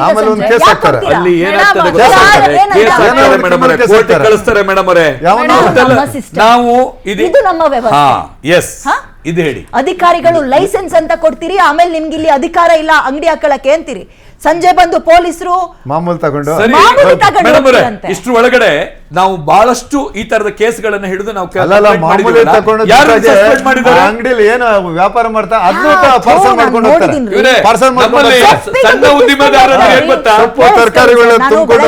ನಾನು ಮೊನ್ನೆನೂ ಒಂದು ವಿಡಿಯೋ ಮಾಡಿ ಹಾಕಿದ್ದೆ, ಬಂದವ ಜೀಪಲ್ಲಿ ಬರ್ತಾರ್ರಿ, ಅದು ಡ್ಯೂಟಿ ಜೀಪ್ ವೆಹಿಕಲ್ ಅಲ್ಲಿ ಬರ್ತಾರೆ, ನಿಲ್ಲಿಸ್ಕೊಂಡು ನಾನ್ ದುಡ್ಡು ಕೊಟ್ಟು ಸೊಪ್ಪು ತಗೊಂಡು ಹೋಗ್ತಾ ಇದ್ದೀನಿ, ಅವ್ನು ಹೇಳ್ತಾನೆ ಯಾವುದು ಅಂತ ಕೇಳ್ತಾನೆ, ಅವ್ನು ಕೇಳುವ ಸೊಪ್ಪನ್ನ ಪುಕ್ಷಟೆ ಬಿಟ್ಟಿಯಾಗಿ ಕಟ್ಕೊಂಡು ಗುಲಾಮ್ಗಿರಿ ಮಾಡ್ಬೇಕು ವ್ಯಾಪಾರಸ್ಥರು, ಬೀದಿ ಬದಿ ವ್ಯಾಪಾರಿಗಳು ಮಾತ್ರ. ಎಲ್ಲ ದೊಡ್ಡ ಅಂಗಡಿಗೂ ಹೋಗೋ ತಾಕತ್ತಿದ್ಯಾ? ಕಮಿಷನರಿಗೆ ಹೋಗುತ್ತೆ ದೂರು ಅಲ್ಲೋದ್ರೆ. ಇಲ್ಲಿ ಏನಾಗ್ತಾ ಇದೆ ಅಂತ ಹೇಳಿದ್ರೆ, ಸರ್ಕಾರದ ಗುಲಾಮ್ರವರು ಡ್ಯೂಟಿ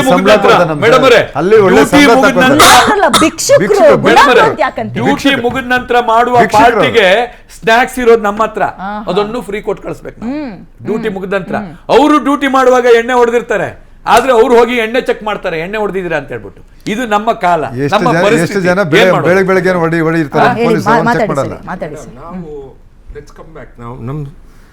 ಈ ಸಭೆಯಲ್ಲಿ ನಾವು ಚರ್ಚೆ ಮಾಡ್ತಾ ಇರೋ ಸಬ್ಜೆಕ್ಟ್ ಏನು? ಫುಟ್ಪಾತ್ಗೆ ಸಂಬಂಧಪಟ್ಟಂತಹ ವಿಚಾರಗಳೇ ಸರ್ ಇದು. ಡೈವರ್ಟ್ ಆಗಕ್ ಬಿಡಲ್ಲ, ಬಟ್ ಸಂಬಂಧಪಟ್ಟ ವ್ಯಾಲಿಡ್ ಇರೋದಕ್ಕೆ ಎಂಟರ್ಟೈನ್ ಮಾಡಿದೆ ನಾನು. ಇಲ್ಲ ಮಾಡಿ, ಅದ್ರ ಬಗ್ಗೆ ಏನಿಲ್ಲ. ನಾನು ಹೇಳ್ತಾ ಇರೋದು ಇದ್ರದ್ದು ಹಕ್ಕು ಯಾರು, ಹೆಸರು ಏನು ಇದ್ರದ್ದು? ಪಾದಾಚಾರಿ ಮಾರ್ಗ. ಹಕ್ಕು ಯಾರಿಗಿದೆ ಇದ್ರ? ಪಾದಾಚಾರಿಗಳಿಗೆ ಇದೆ. So let us be clear about that. ಆ ಸ್ಟ್ಯಾಟಸ್ಗೆ ನಾವು ಹೋಗಿ ಸೇರ್ಬೇಕು. ಇವಾಗ ಇಲ್ಲ, ನಾವು 16-18 ವರ್ಷದಿಂದ ನಾವು ಮಾಡಿರೋದ್ರಿಂದ ಅಲ್ಲಿ ಹೋಗಿ ನಾವು ಸೇರ್ಬೇಕಾಗಿರೋ ನಮ್ಮ ಅಬ್ಜೆಕ್ಟಿವ್ ಅಥವಾ ಗೋಲ್ ಅಂತ ಇಟ್ಕೊಳ್ಳಿ ಸದ್ಯಕ್ಕೆ. ಅಲ್ಲಿ ಸೇರ್ಬೇಕಾಗಿರೋಕ್ಕೆ ಏನೇನ್ ಮಾಡಬೇಕು ಅದು ಅಧಿಕಾರಿಗಳು, ರಾಜಕೀಯನವರು ಎಲ್ಲರೂ ಮಾಡಬೇಕು. ತಾವು ಲೈಸೆನ್ಸ್ ಬಗ್ಗೆ ಹೇಳಿದ್ರಿ, ಇದೇನಾಯ್ತು, ಸುಪ್ರೀಂ ಕೋರ್ಟ್ ಹಳೆಯ ಆದೇಶ ಸ್ವಲ್ಪ ಗ್ರೇ ಇತ್ತು. ಗ್ರೇ ಅಂದ್ರೆ ಏನಂದ್ರೆ, ಯಾವುದು ಪರ್ಮನೆಂಟ್ ಸ್ಟ್ರಕ್ಚರ್ ಹಾಕಂಗಿಲ್ಲ, ಪಾದಾಚಾರಿಗೂ ಸೇರಿದ್ದು, ತಳ್ಗಾಡಿ ಅಂತ ಇಲ್ಲ, ಆದರೆ ಕೈನಲ್ಲಿರೋ ಮಾರಾಟ ಮಾಡೋವ್ರಿಗೂ ಬಿಟ್ಟಿದ್ದು ಅಂತ ಬಿಟ್ಕೊಟ್ಟಿದ್ರು. ಅದಕ್ಕೆ 25,000-30,000 ಜನಕ್ಕೆ ಅವರು ಲೈಸೆನ್ಸ್ ಕೊಟ್ಟರು. ಇದು ಹಿಂದಿನ ಕತೆ. ಈ 19ನೇ ತಾರೀಕು 18ನೇ ತಾರೀಕು ಆ್ಯಕ್ಚುಲಿ 19ನೇ ತಾರೀಕು ಏನು ಬಂದಿದೆ ಮಾಹಿತಿ ಅಂದರೆ, ಫಂಡಮೆಂಟಲ್ ರೈಟ್ ಅಂತ ಡಿಫೈನ್ ಆಗಿದೆ. ಅದು ಒಂದು ಬಹಳ ಮುಖ್ಯವಾದ ವಿಷಯ. ಫಂಡಮೆಂಟಲ್ ರೈಟ್ ಆದಮೇಲೆ ಯಾರಿಗೆ ಹಕ್ಕು ಸೇರಿದೋ ಯಾವುದು ಡಿಸ್ಕಷನ್ ಇಲ್ಲದೆ ಅದು ಫೈನಾಲಿಟಿ ಆ ಸ್ಥಳಕ್ಕೆ ಬಂದಿದೆ ಈಗ. ಅದಾದಮೇಲೆ ಇನ್ನೊಂದು ಮಾತೇನೆಂದರೆ, ನಮ್ಮ ಸಂವಿಧಾನದಲ್ಲಿ in the preamble to the constitution we are a socialist democratic republic. ಇದು ಈ ಸೋಷಿಯಲಿಸ್ಟ್ ಅಂತ ಒಂದು ವರ್ಡು ಭಾಳ ಮುಖ್ಯ. ಅಂದರೆ ಸಮಾಜ ಒಂದು ಸೇರಿ ಮುಂದುವರಿಸಬೇಕು ಅಂತ, ಒಂದು ಈಕ್ವಾಲಿಟಿ ಇರಬೇಕು ಸಮಾಜದಲ್ಲಿ ಅಂತ. ಸೊ ಒಂದು ಕಡೆ ಸಂವಿಧಾನ ಅದು ಹೇಳಿದೆ. ಈಗ ಈ ಕಾನೂನು 19ನೇ ತಾರೀಕು ಅಥವಾ 18ನೇ ತಾರೀಕು ಈ ಫಂಡಮೆಂಟಲ್ ರೈಟು ಪಾದಾಚಾರಿ ಮಾರ್ಗಕ್ಕೆ ಆಗ್ಬಿಟ್ಟಿದೆ. ಅದೇ ತರ ಜೀವಕ್ಕೂ ಫಂಡಮೆಂಟಲ್ ರೈಟ್ಸ್ ಫೈಂಡ್ ಇದೆ, ಅದಕ್ಕೂ ಜೀವಕ್ಕೂ ಇದೆ, ಜೀವಕ್ಕೆ ಕಾನ್ಸ್ಟಿಟ್ಯೂಷನ್ ಜೀವ ಒಬ್ಬ ಜೀವ ಉಳಿಯೋದಕ್ಕೂ ಇದೆ,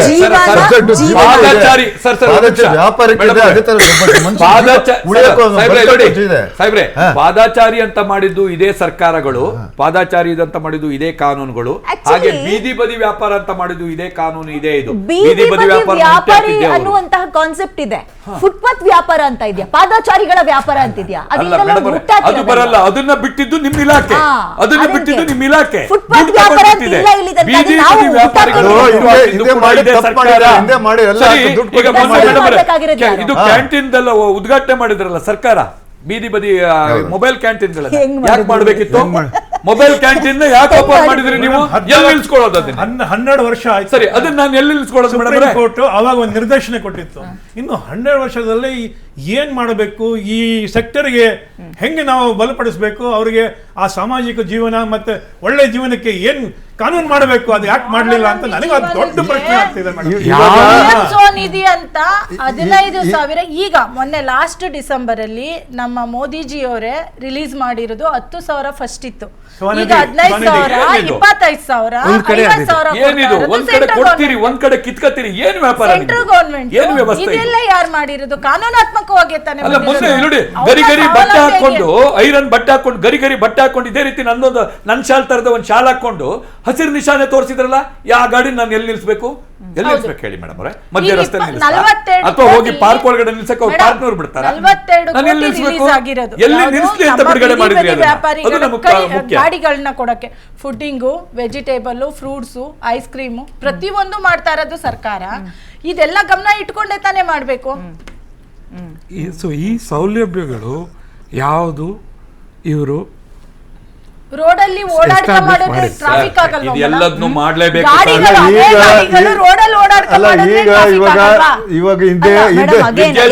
ಇದು ಹಿಂಗ್ ಬಂದ್ರೆ ಸಮಸ್ಯೆ ಏನಾಗುತ್ತೆ ಗೊತ್ತಾ? ರೋಡಲ್ಲಿ ಓಡಾಡ್ಕೊಂಡು ತಳ್ಳೋ ಗಾಡಿಗಳು ವ್ಯಾಪಾರ ಮಾಡಿದ್ರೆ ಟ್ರಾಫಿಕ್ ಆಗಲ್ವಾ? ಬೀದಿ ಬದಿ ವ್ಯಾಪಾರಿಗಳು ಫುಟ್ಪಾತ್ ಅಲ್ಲಿ ಅಂಗಡಿ ಹಾಕೊಂಡ್ರೆ ಒಂದು ಪಾದಾಚಾರಿಗಳ ಸಾವಿಗೂ ಅವರು ಕಾರಣ ಆಗ್ತಾರೆ, ಹೌದಾ? ಟ್ರಾಫಿಕ್ಗೂ ಕಾರಣ ಆಗ್ತಾರೆ, ನಗರದ ಶಿಸ್ತು ಹಾಳಾಗೋಗುತ್ತೆ, ಸೌಂದರ್ಯ ಹದಗೆಟ್ಟೋಗುತ್ತೆ. ಬರ್ತೀನಿ ಜೀವ ಇಂಪಾರ್ಟೆಂಟ್, ಜೀವನ ಇಂಪಾರ್ಟೆಂಟ್ ಅಂತ ಕೇಳಿದ್ರೆ ಫಸ್ಟ್ ನನ್ನ ಪ್ರಿಫರೆನ್ಸ್ ಜೀವ. ಪಾದಚಾರಿಗಳು 30-35% ಬೆಂಗಳೂರು ಆಕ್ಸಿಡೆಂಟ್ ಗಳಲ್ಲಿ ಸಾಯ್ತಾ ಇದ್ದಾರೆ.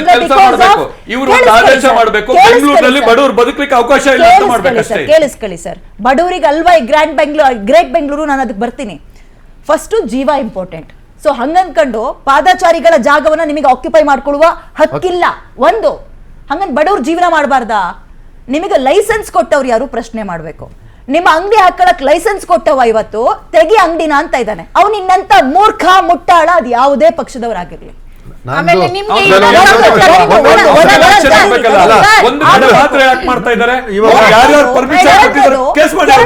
ಎರಡನೇದು, ಬೀದಿ ಬದಿ ವ್ಯಾಪಾರಿಗಳ ಹತ್ರ ಸಂಜೆ ಬಂದು ಮಾಮೂಲಿಯನ್ನ ಇಸ್ಕೊಳ್ಳುವಂತಹ, ಅದು ಡ್ಯೂಟಿಯಲ್ಲಿರೋವ್ರೆ ಯೂನಿಫಾರ್ಮ್ ಹಾಕೊಂಡು ಡ್ಯೂಟಿ ವೆಹಿಕಲ್ ಅಲ್ಲಿ ಬಂದು ಇಸ್ಕೊಂಡು ಹೋಗ್ತಾರಲ್ಲ, ಯಾವ ಅಧಿಕಾರದ ಮೇರೆಗೆ ನಿಮ್ಮ ಅಪ್ಪನ ಮನೆ ಜಾಗ ಕೊಟ್ಟಿದ್ದೀರಿ ಅವ್ರಿಗೆ ಅನ್ಕೊಂಡು ಮಾಮೂಲಿ ಇಸ್ಕೊಂಡು ಹೋಗ್ತೀರಾ? ಪ್ರಶ್ನೆ ಮಾಡ್ಬೇಕು. ನೀವು ಕೊಡ್ತೀರಿ, ಅವ್ರು ಇಸ್ಕೊಂಡು ಹೋಗ್ತಾರೆ.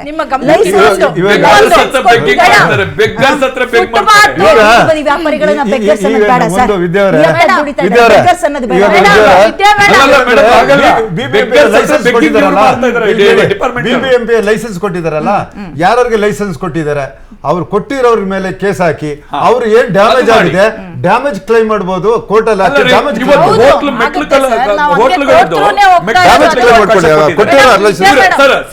ಹೋಟ್ಲದು ಮೆಟ್ಲಕಲ್ ಮಾಡ್ಲಿಕ್ಕೆ ಅಥವಾ ಯಾವ್ದೋ ಒಂದು ಅಂಗಡಿದು ಮೆಟ್ಲಕಲ್ ಮಾಡ್ಲಿಕ್ಕೆ ಅವಕಾಶ ಕೊಟ್ಟಿದ್ದಾರೆ. ಅವಕಾಶ ಕೊಡೋತ್ತಿಗೆ ಇವರು ಕರ್ತವ್ಯ ಲೋಪ ಆಗತ್ತೆ. ಅಂದ್ರೆ ತನ್ನ ಕೇಸ್ ಮಾಡೋದ್ ಬಿಟ್ಕೊಂಡು ಗುಬ್ಬಿ ಮೇಲೆ ಬ್ರಹ್ಮಾಸ್ತ್ರ ಬಿಡುವಂತ ಕೆಲಸವನ್ನ ನಮ್ಮ ಸಚಿವರು, ನಮ್ಮ ಸರ್ಕಾರ ಮಾಡ್ತಾ ಇದೆಯಲ್ಲ, ಅವ್ರು ಮಾಡ್ತಾರ ಒಳ್ಳೇದು. ಯಾಕೆ ಮುಂದೆ ಫ್ಯೂಚರ್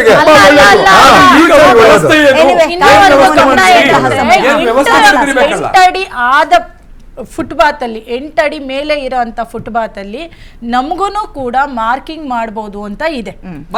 ಇವೆಲ್ಲ ಇರೋದು ಅದು ಆ ಕಾನೂನು. ನೀವು 4 ಅಡಿ ಇರೋ ಜಾಗದಲ್ಲೂ ನೀವು ಫುಟ್ಪಾತ್ ತಾಕೊಳ್ಳೋಕೆ ನೀವೇ ಪರ್ಮಿಷನ್ ಕೊಟ್ಬಿಟ್ಟು ಅದು ಯಾರ ತಪ್ಪು ಈಗ ಯಾಕೆ ತೆಗೆಸ್ತಾ ಈಗ ಇದ್ದೀರಾ? ಮತ್ತೊಂದು Okay, ನೋಡಿ, okay. ಜಗಜೀವನ್ ಇಲ್ಲಿ ನಮ್ಮ ಜಗಜೀವನ್ ಅಲ್ಲ, ರಾವ್ ಅವರ ಸಮಯ ಆಯ್ತು, ಸಮಯ ಆಯ್ತು. ಜಗಜೀವನ್ ಸರ್, ರಾವ್ ಅಂಬೇಡ್ಕರ್ parking ಹೆಸರಿನಲ್ಲಿ place ಅಲ್ಲಿ ತಡೀರಿ, ಆಯ್ತು. ಅಂಬೇಡ್ಕರ್ ಹೆಸರಿನಲ್ಲಿ ಯಾಕೆ ನೀವೇ ಹೇಳ್ತಿದ್ದೀರಲ್ಲ, ಅದನ್ನ ಇವತ್ತು ನೀವು ನಮ್ಗೆ ಕಿತ್ತಾಕ್ಬೇಕು. ಯಾಕೆ? ನಾವು ಕೇಳ್ತಾ ಸರ್ಕಾರ ಇದ್ದೀವಿ, ನಿಲ್ಸಿದ್ದೀರದು. ಆ ಸಮಸ್ಯೆ ಇದೆ ಅಲ್ವಾ ಮೇಡಮ್, ಅದು ಪರಿಹಾರ ಆಗಬೇಕಲ್ಲ. ಕಾರ್ಯಕ್ರಮವನ್ನು ಮುಗಿಸುವಂತಹ ಸಮಯ. ಥ್ಯಾಂಕ್ ಯು ಸೋ ಮಚ್ 5 ಜನಕ್ಕೂ ಕಾರ್ಯಕ್ರಮದಲ್ಲಿ ಭಾಗಿಯಾಗಿದ್ದಕ್ಕೆ. ನೋಡಿ, ಇದು ಮಾನವೀಯತೆಯ ಜೊತೆಗೆ ಆಪರೇಷನ್ ಸರಿಯಾಗಿ ನಿರ್ವಹಿಸಬೇಕು. ಈ ಬೆಕ್ಕು ಮತ್ತು ಇಲ್ಲಿ ಆಟ ಆಗಬಾರ್ದು. ಇದು ಇಲ್ಲಿಗೆ ಪ್ರಾಣ ಸಂಕಟ, ಬೆಕ್ಕಿಗೆ ಆಟ ಅಥವಾ ಚೆಲ್ಲಾಟ ಅನ್ನೋಂಗೆ. ಲೈಸೆನ್ಸ್ ಯಾಕೆ ಕೊಟ್ರಿ ಫುಟ್ಪಾತ್ನಲ್ಲಿ ಪಾದಚಾರಿಗಳು ಓಡಾಡುವಂತಹ ಜಾಗದಲ್ಲಿ ಬೀದಿ ಬದಿ ವ್ಯಾಪಾರಿಗಳಿಗೆ?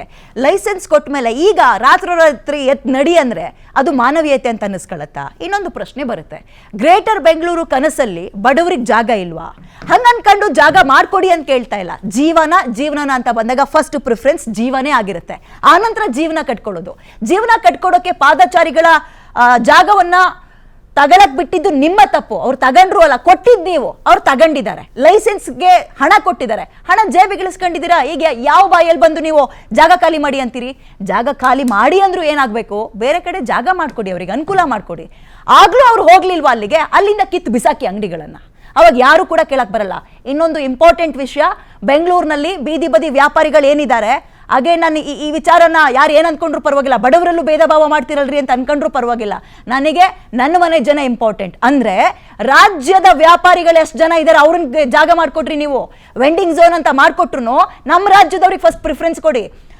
100 ಅಂಗಡಿ ಇರ್ತಾವಂದ್ರೆ 70ರಿಂದ 80 ಅಂಗಡಿ ಬೇರೆ ರಾಜ್ಯದವ್ರು ಬಂದಿರ್ತಾರಿಲ್ಲ ಹಾಕೊಳ್ಳಕ್ಕೆ. ಬೀದಿ ಬದಿ ವ್ಯಾಪಾರಿ ಆದ್ರೂ ಆಗ್ಲಿ, ದೊಡ್ಡ ಹೋಟೆಲ್ ಅವರು ಕಟ್ಕೊಳ್ಳೋದಾಗ್ಲಿ, ನಮ್ಮವ್ರಿಗೆ ಅವಕಾಶ ಮಾಡ್ಕೊಡ್ರಿ. ಆಮೇಲೆ ಸಂಜೆ ಬಂದು ಮಾಮೂಲಿ ಕೇಳೋರು ಅಲ್ಲಿ ಹಕ್ಕಳಕ್ಕೆ ಅವ್ರಿಗೆ ಅಧಿಕಾರ ಇಲ್ಲ ಅಂದಮೇಲೆ ಅಲ್ಲಿ ಬಂದು ಮಾಮೂಲಿ ಇಸ್ಕೊಳ್ಳುವಂತಹ ನೀವು ಎಂತ ಎಜುಕೇಟೆಡ್ ಬೆಗ್ಗರ್ಸ್ ಅಂತ ಪ್ರಶ್ನೆ ಮಾಡ್ತಾರ್ರಿ. ಹೋಗ್ಬೇಡ್ರಿ ಹಂಗೆ. ಇನ್ ಮುಂದಕ್ಕಾದ್ರೂ ಸ್ವಲ್ಪ ನಿಯತ್ತಿಟ್ಕೊಳ್ಳಿ. ಡ್ಯೂಟಿಯಲ್ಲಿ ಯೂನಿಫಾರ್ಮ್ ಹಾಕೊಂಡು ವೆಹಿಕಲ್ ತಂದು ನಿಲ್ಲಿಸ್ಕೊಂಡು, ಆನ್ ಡ್ಯೂಟಿ ವೆಹಿಕಲ್ನ ತಂದು ನಿಲ್ಲಿಸ್ಕೊಂಡು 23 ರೂಪಾಯಿ ಮಾಮೂಲಿ ಇಸ್ಕೊಂಡು ಹೋಗ್ತಿರಲ್ಲ. ಯಾರ ತಪ್ಪು? ಬೀದಿ ಬದಿ ವ್ಯಾಪಾರಿಗಳ ತಪ್ಪ? ಲೈಸೆನ್ಸ್ ಕೊಟ್ಟವ್ರದ್ದು ತಪ್ಪ? ಆ ಜಾಗದಲ್ಲಿ ಹೋಗಿ, ನಿಷಿದ್ಧ ಜಾಗದಲ್ಲಿ ಹೋಗಿ ಅವ್ರು ವ್ಯಾಪಾರ ಮಾಡ್ತಾ ಇದ್ದಾರೆ ಅನ್ನೋ ಕಾರಣಕ್ಕೆ ಮಾಮೂಲಿ ಕೊಡ್ಲಿಲ್ಲ ಅಂದ್ರೆ ಎತ್ತ ಅಂಗಡಿ ಬಿಸಾಕಿಸ್ತೀನಿ ಅಂತಿರಲ್ಲ, ನಿಮ್ಗಳದ್ ತಪ್ಪ? ಯೋಚನೆ ಮಾಡಿ. ಆ್ಯಂಡ್ ಇದು ಆರಂಭಿಕ ಶೂರತ್ವ ಆಗಬಾರ್ದು. ಬೆಂಗಳೂರು ಫುಟ್ಪಾತ್ಗಳನ್ನು ಕ್ಲೀನ್ ಮಾಡ್ತೀವಿ, ಶಿಸ್ತನ್ನು ಪ್ರದರ್ಶನ ಮಾಡ್ತೀವಿ, ಟ್ರಾಫಿಕ್ಕನ್ನು ತೆಗಿತೀವಿ, ಆಮೇಲೆ ಪಾದಚಾರಿಗಳ ಸಾವಿಗೆ ಫುಟ್ಪಾತ್ ಕಾರಣ ಆಗಬಾರ್ದು ಅಂತ ನೋಡ್ಕೊಳ್ತೀವಿ ಅನ್ನೋದಾದರೆ ಅವರಿಗೆ ಬೇರೊಂದು ವ್ಯವಸ್ಥೆಯನ್ನು ಮಾಡಿಕೊಡಿ. ಸುಮ್ಮನೆ 1-2 ಕಡೆ ಅಂಗಡಿ ತೆಗ್ಸೋದು, ನಾಳೆಯಿಂದ ಅಡ್ಜಸ್ಟ್ ಮಾಡ್ಕೊಳ್ರೋ ಅಂತ ಬಿಡೋದು ಮಾಡಬೇಡಿ. ಸೊ ಸಂಬಂಧಪಟ್ಟ ಮಿನಿಸ್ಟ್ರು, ಅಧಿಕಾರಿಗಳು ಇನ್ನು ಮುಂದಕ್ಕಾದರೂ ಹೇಗೆ ನಡ್ಕೊಳ್ತಾರೆ ಕಾದ್ ನೋಡೋಣ ಅಂತ ಹೇಳ್ತಾ ಇದ್ರೆ, ಫಾಲೋಅಪ್ ಅಂತೂ ಖಂಡಿತವಾಗ್ಲೂ ನಿಮ್ಮ PNS ವಿಸ್ತಾರ ಮಾಡ್ತಾ ಇರುತ್ತೆ. ಕಾರ್ಯಕ್ರಮ ಮುಗಿಸುವಂತಹ ಸಮಯ. ನೋಡ್ತಾ ಇರಿ PNS ವಿಸ್ತಾರ. ಇದು ನೇರ, ನಿಖರ ಮತ್ತು ಜನಪರ. Thank you.